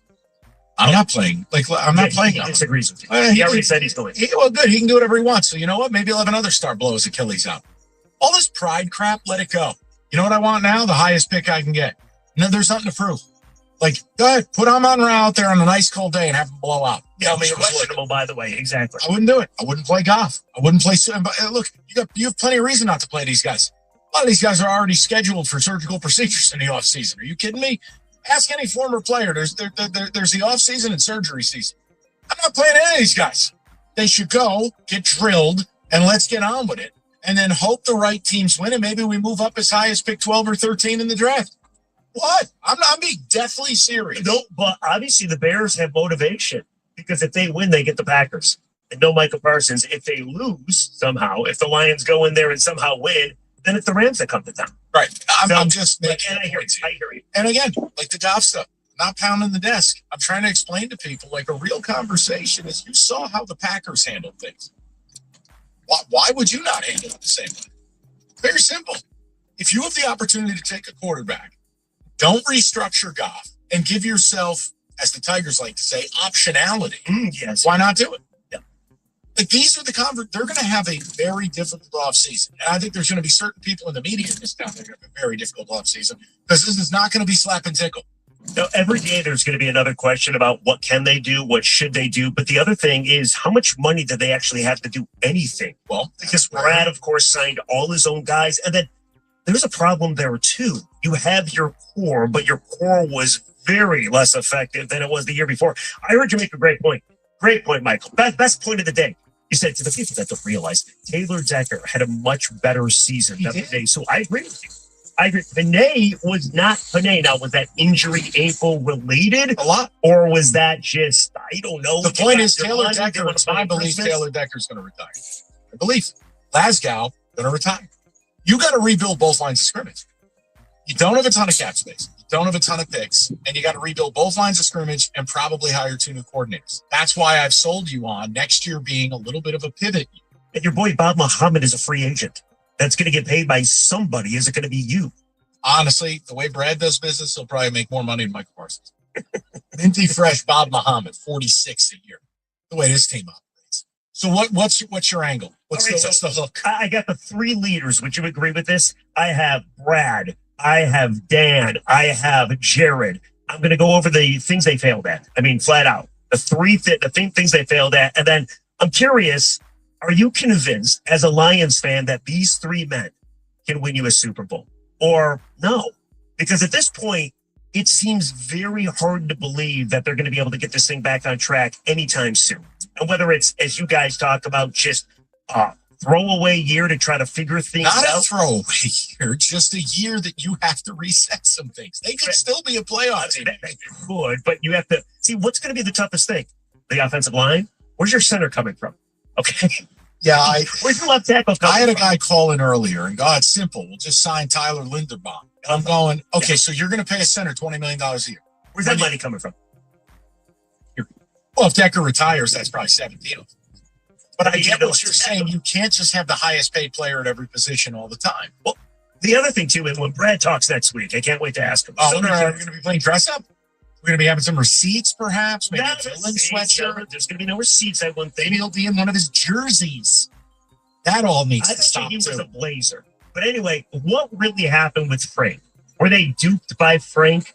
Like, honestly. I love how the guy comes out of retirement. They don't do the physical, but they put something out on socials. Then he shows up for the physical, and it's like, sir, your hamstring is hanging off the bone. Huh? That's only a grade 3. What's the problem?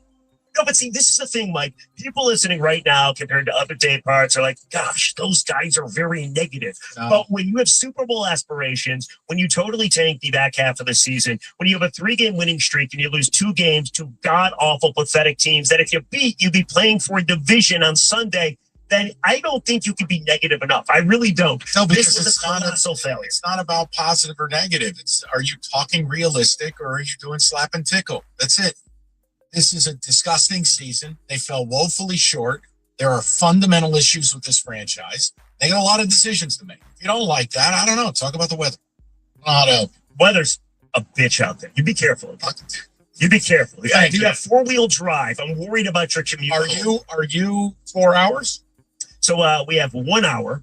Then Lions review. We got Dapper Dan and the Birchie. I believe Wojo's sunbathing somewhere. And then I'm back for 2 more hours. Yeah. Okay. All right. We're gonna do some radio. Rieger's next. I'm back tomorrow at 2. We'll try to mix in a little bit of the Kyle Whittingham stuff because I have a lot of thoughts on that. We're also going to do an analysis of Wojo's timeline as it pertains to Whittingham. How everybody was the best choice until they got to Whittingham. Now he's the best choice. Nice work when you can just always keep moving that best choice. Michigan said they didn't miss out on anybody. Sure. Whittingham was the choice from the get-go. That's what I'd say, too, if my school got pimped by 3 or 4 people. Okay, we'll talk tomorrow. Rieger's next. That's so negative. So negative. A December day is the perfect time to hit up your group chat, grab an ice cold Mountain Dew with a refreshing citrus kick, and get outside. Because when the outdoors calls, it's good to have exhilarating ice cold refreshment to answer.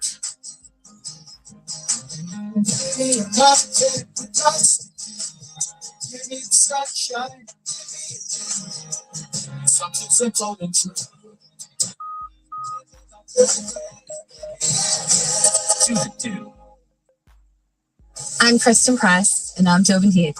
We're World Cup winners, Olympians, and the hosts of the Recap Show. Every week, we sit down with the icons, disruptors, and game changers on the field and beyond it to talk victories, heartbreaks, and everything in between. We've built a space where athletes, change makers, and people creating the future of women's sports can show up and show off as their full, unapologetic selves. Follow and listen to the Recap Show wherever you get your podcasts. Want to make 2026 your year of adventure? Book that trip and learn a new language with Babbel. Go ahead, make a resolution you can stick to. Now is the time. Babbel's New Year sale is here. Unlock all of the languages on Babbel with a lifetime subscription for 65% off. Just go to Babbel.com and start today. Babbel teaches you relevant words and phrases, so you can start speaking with confidence in as little as 3 weeks. And because Babbel's bite-sized lessons fit easily into your daily routine and are easy to remember, you'll be talking like a local in time for takeoff.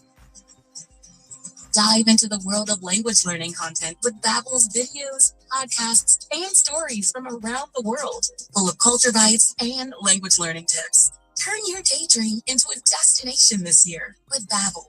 But don't wait. This offer ends January 15th. Get Babbel's lifetime access for less at Babbel.com. That's Babbel.com. Babbel.com.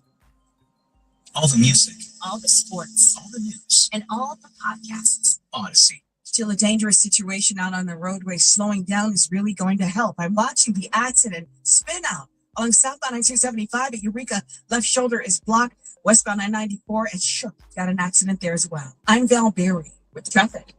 Wishing you a wonderful holiday season filled with joy and laughter. May your new year bring happiness and success. Cherish every moment with family and friends. From your friends at Odyssey and Michigan Auto Law, Auto Accident Attorneys. Another app for inventory, one for CRM. Oh, don't forget accounting. Wait, which login was that? Or you could use Odoo, one fully integrated system that does it all without the hassle. Ditch the app overload. Get everything your business needs on one platform. Try Odoo free today at odoo.com. That's ODOO.com. I'm Chuck McDowell, founder of Wesley Financial Group. Did you buy a timeshare because they told you it's a great investment? That's a lie. Most timeshares can be bought online for $1. To find out what your timeshare is worth and to cancel it, call us today and we'll send you our timeshare exit kit free with all your options for cancellation. Call Wesley for your free exit info guide. 800-941-2255. That's 800-941-2255. Hey everyone, I'm Josh Radner, and I am so excited to tell you about How We Made Your Mother, a rewatch podcast looking back at How I Met Your Mother. And I'm here with Craig Thomas, who co-created the show along with Carter Bays. Hi, Craig. Hey, Josh. Somehow it has been 20 years since the show premiered. I'm going to check the math on that. 10 years since it went off the air. And we thought that made this a perfect time to look back, see what the hell we did, and why the show still seems to resonate with fans around the world today. Follow and listen to How We Made Your Mother wherever you get your podcasts. A station where your opinion matters.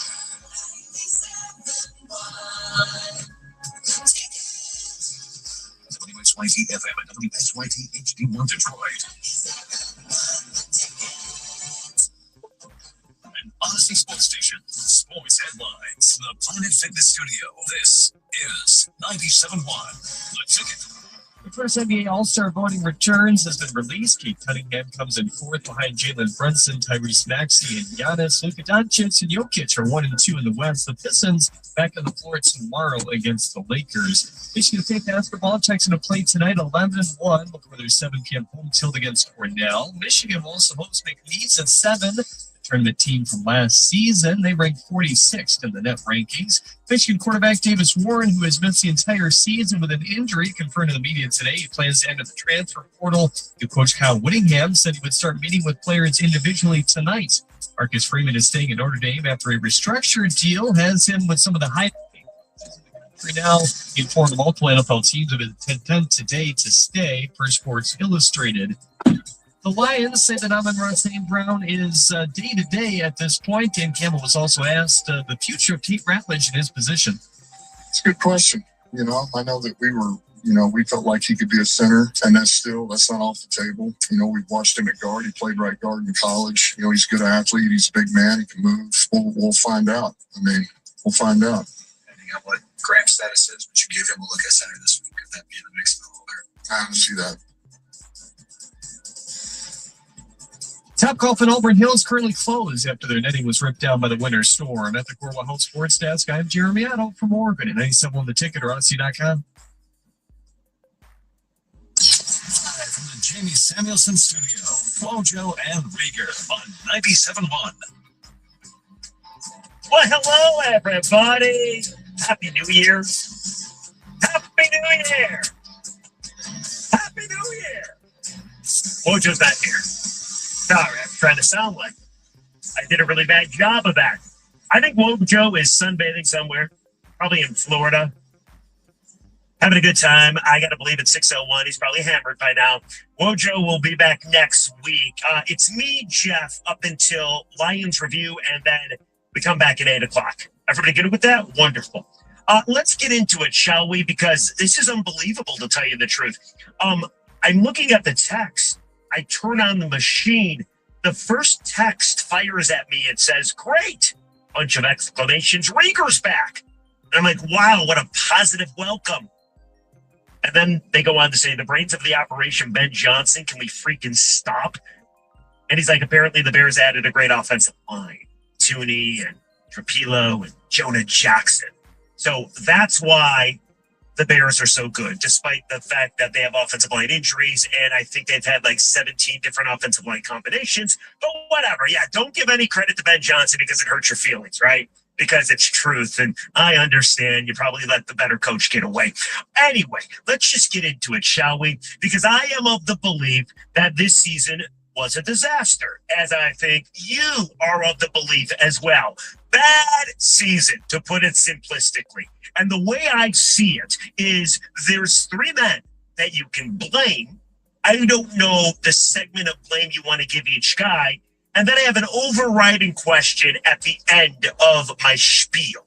So if you do me a favor, take a seat, listen in, and call in at 248-539-9797, because Brad Holmes, the executive, was woeful this offseason and this season.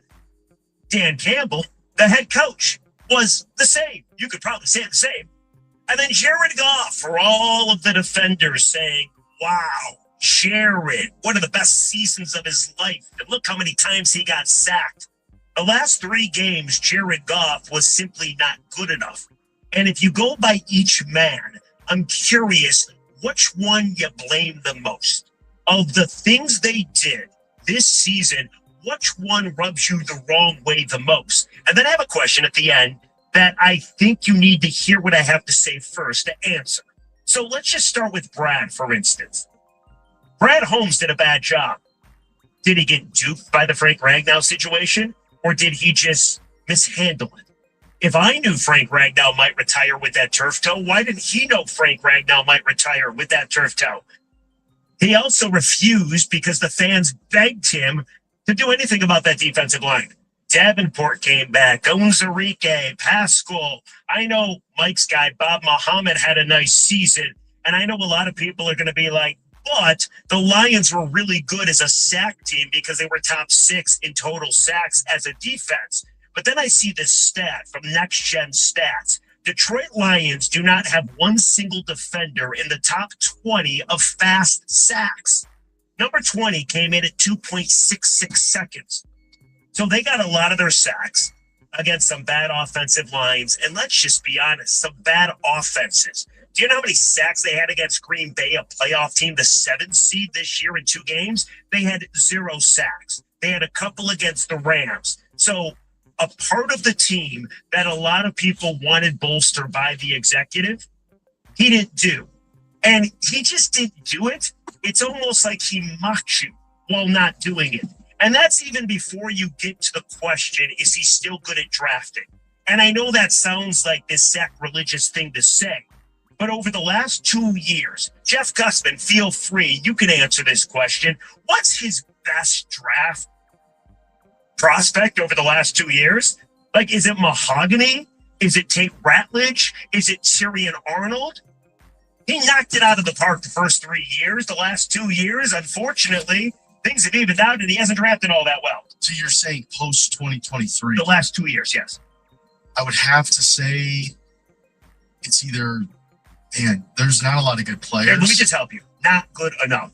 Yeah, that's I not mean, a player's name, but I think that's the answer. I guess I would say Arnold or Mahogany just because of the value. Yes, the 6th round pick or the 1st round pick. I flipped them, but you get what I'm saying. And of course, he fell in love with his own players. He signed his own players. Now you're up against the cap. You got to figure out what to do moving forward. And by the way, the Lions are a last place team. I keep going back to that Dave Burkhead article in the Free Press. I thought he made such a great point. In 2011, when the Lions finally figured it out after going 0-16, Matthew Stafford was the quarterback. They went to the playoffs. And then at the time, they did nothing the following offseason, and other teams passed them. It's like their window was closed because they did nothing, and other teams did. This year, the exact same thing. You went 15-2. Brad did next to nothing in the offseason. And the Packers passed you. They got Micah. And the Bears passed you. They got an O-line and Ben Johnson. I know, I'm not allowed to mention Ben's name. And I got to tell you, maybe the Vikings are better than you. And before you get all up in arms, they did beat you twice this year. So I think Brad is a guy that you can obviously be miffed at. But he's not the only one. What about Dan? Dan Campbell, I think, had a bad season. And I think you could simply say that. The number one thing Dan Campbell needed to do was hire a new, good OC and DC. When you watch 2 head coaches walk out the door, your number one responsibility has to be to replace them and not have this ego about you that anybody will do. Was there a search? You got John Morton for the OC. I understand he was with Jared Goff before, but he also was in New York and he rubbed the Jets player.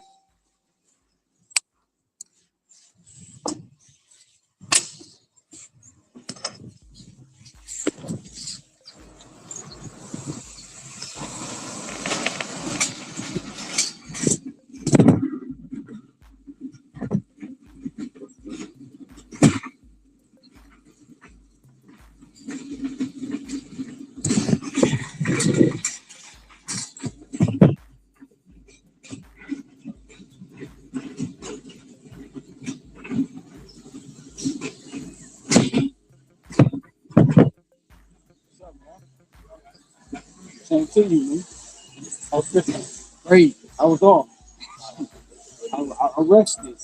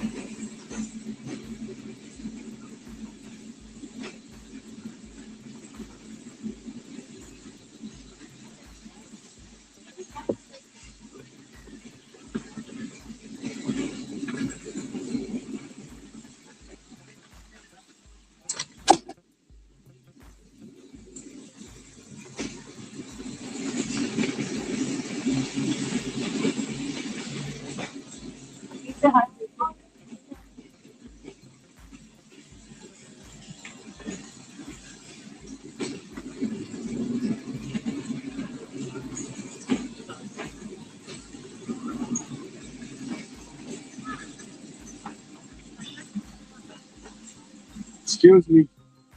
Excuse me.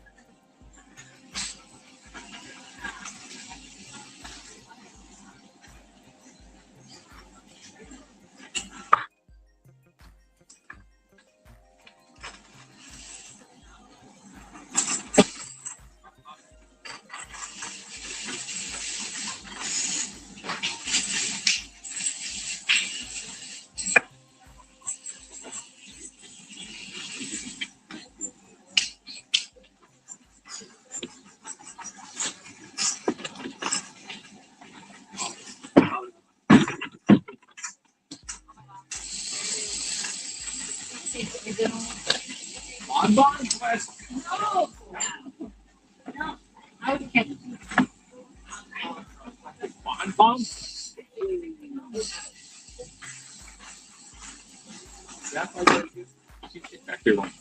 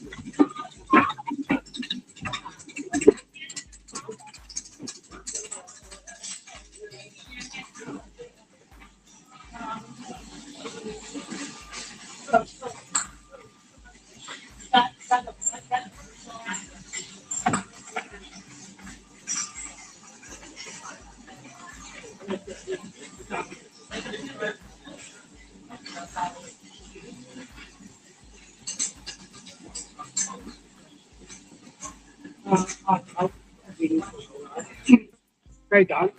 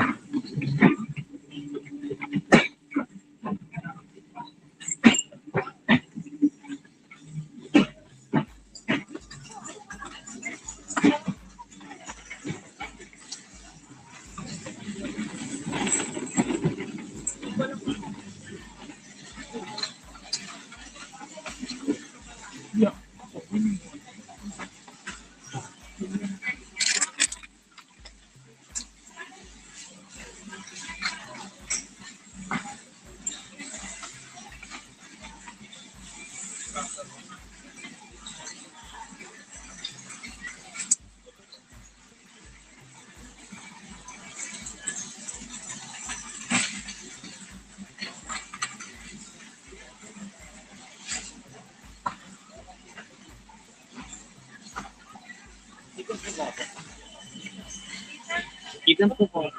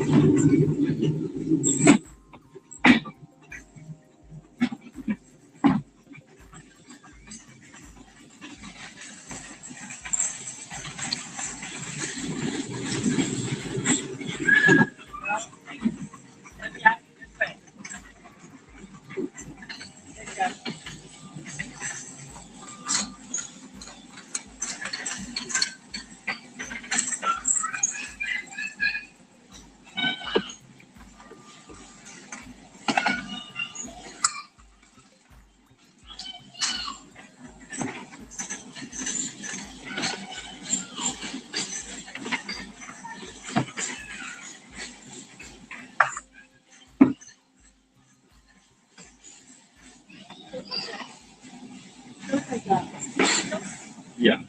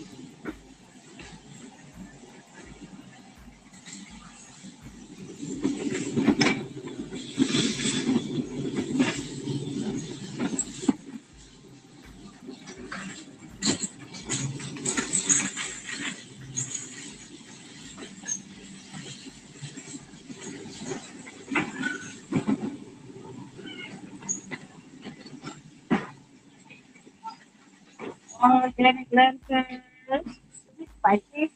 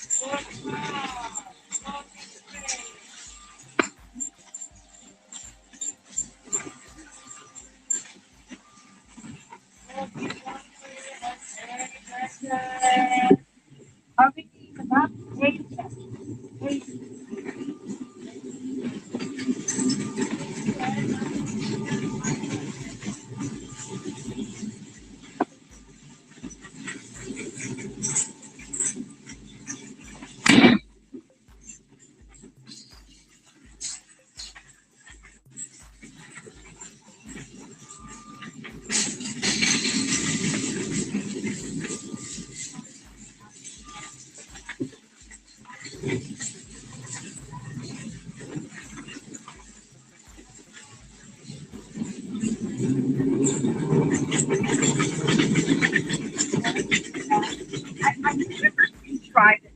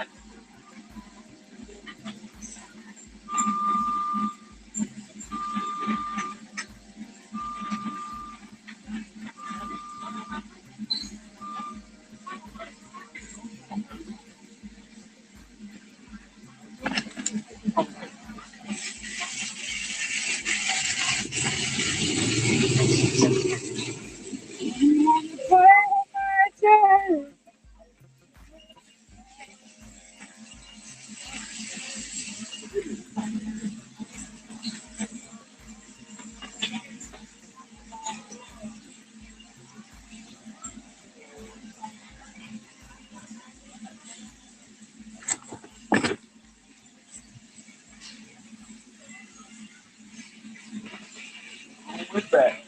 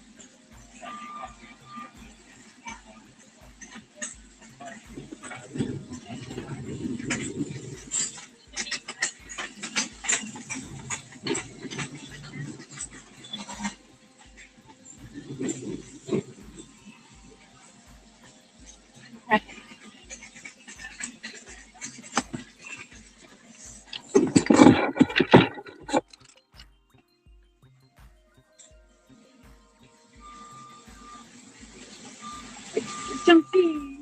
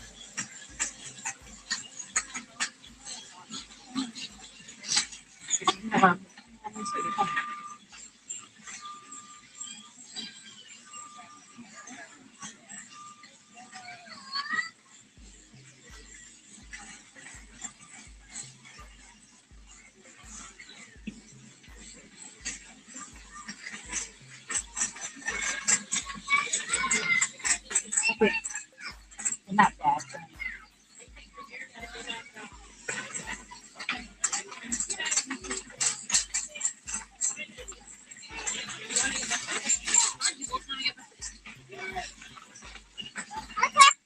This thing's recording. Oh, sorry.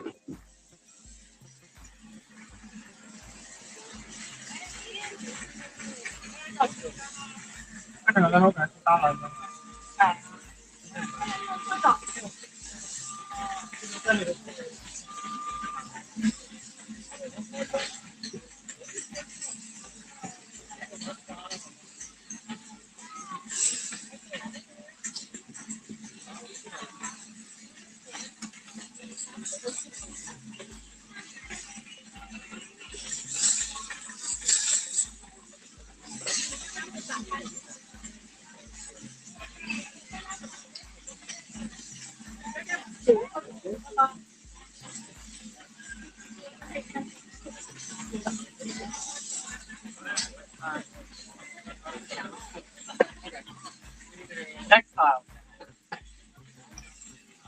I thought it was on this side. Okay.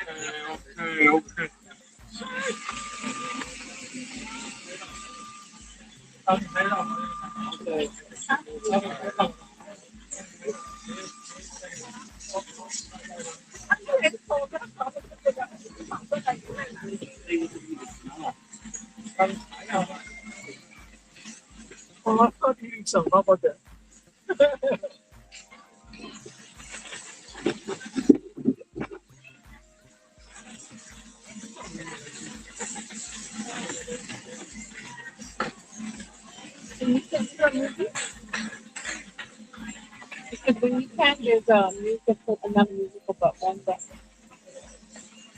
I'll tell you. I'm trying to think who it's about. You know, like it's about a singer. No, yeah, you think I would, yeah. I think you will. But I talked that over there. So. Oh, people say this is super good too. Which one? The mango. Oh yeah, I've had that before. This one. Oh, there's a no. Sorry. You and mom would like this.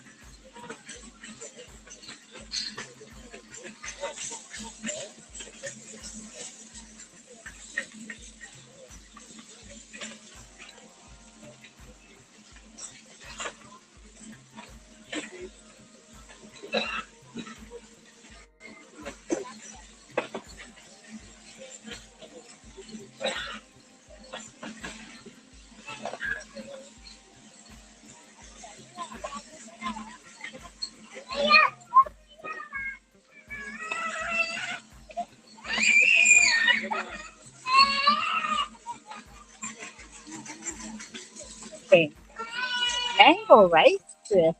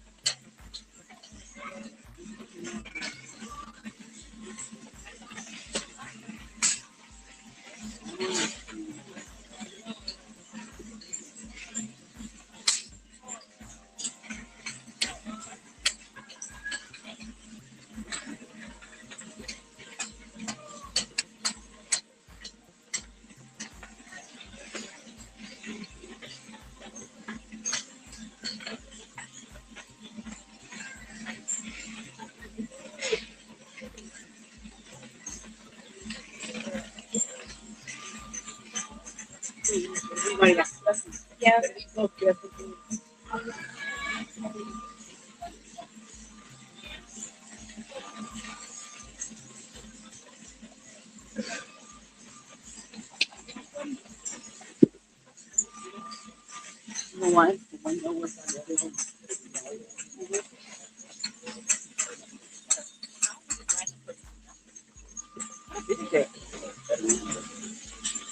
Yeah.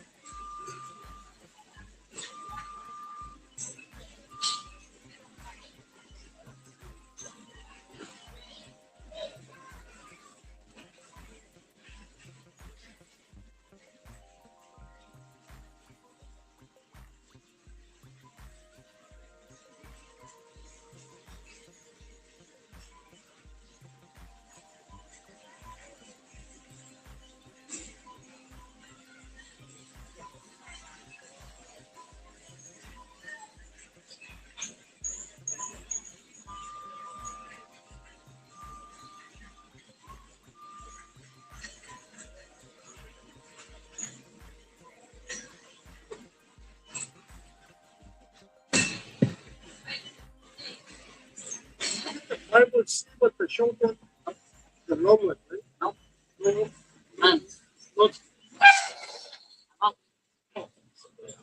Out of silver, out of gold, out of red, and out. But it's gold too.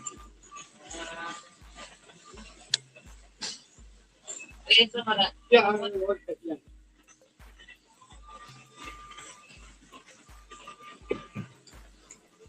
Almost everything gone already.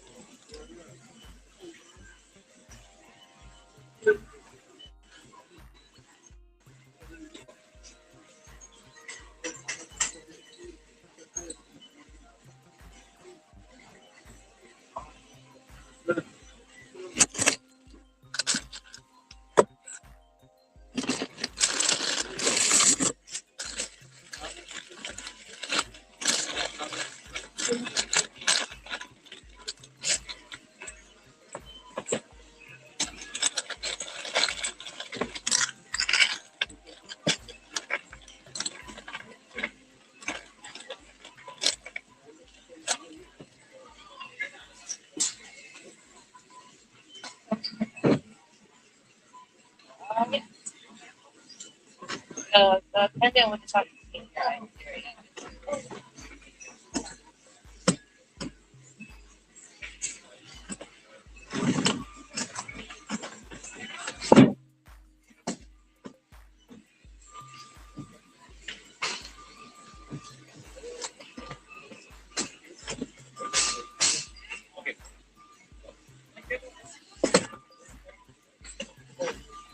This one?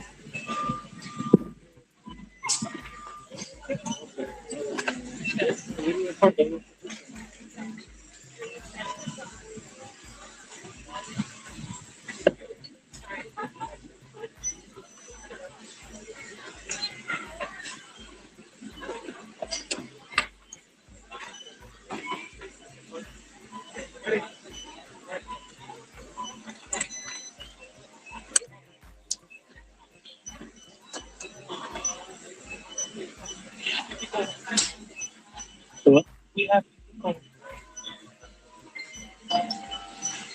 Oh my gosh! Can you go and check how much we get on this box? Only this box is very cheap.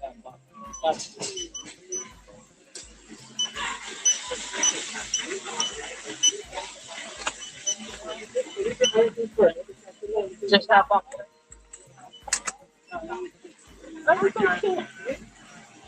That one's good. Better than the pink one.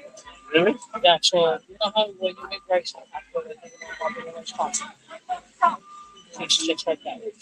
Really? But that big rice, you get one for the after what's the second one? I hate it, but I'm still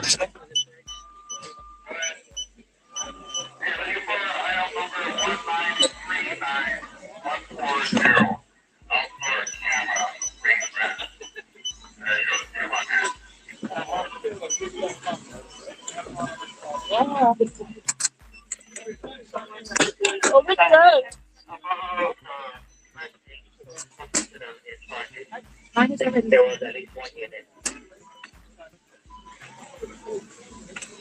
Hold on, what about this? Is this a third one?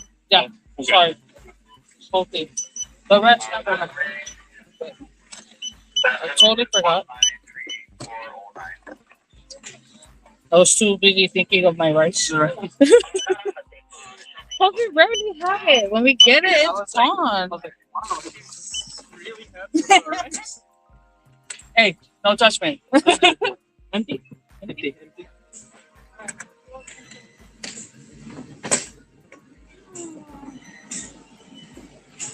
Border naman has a recipe for that.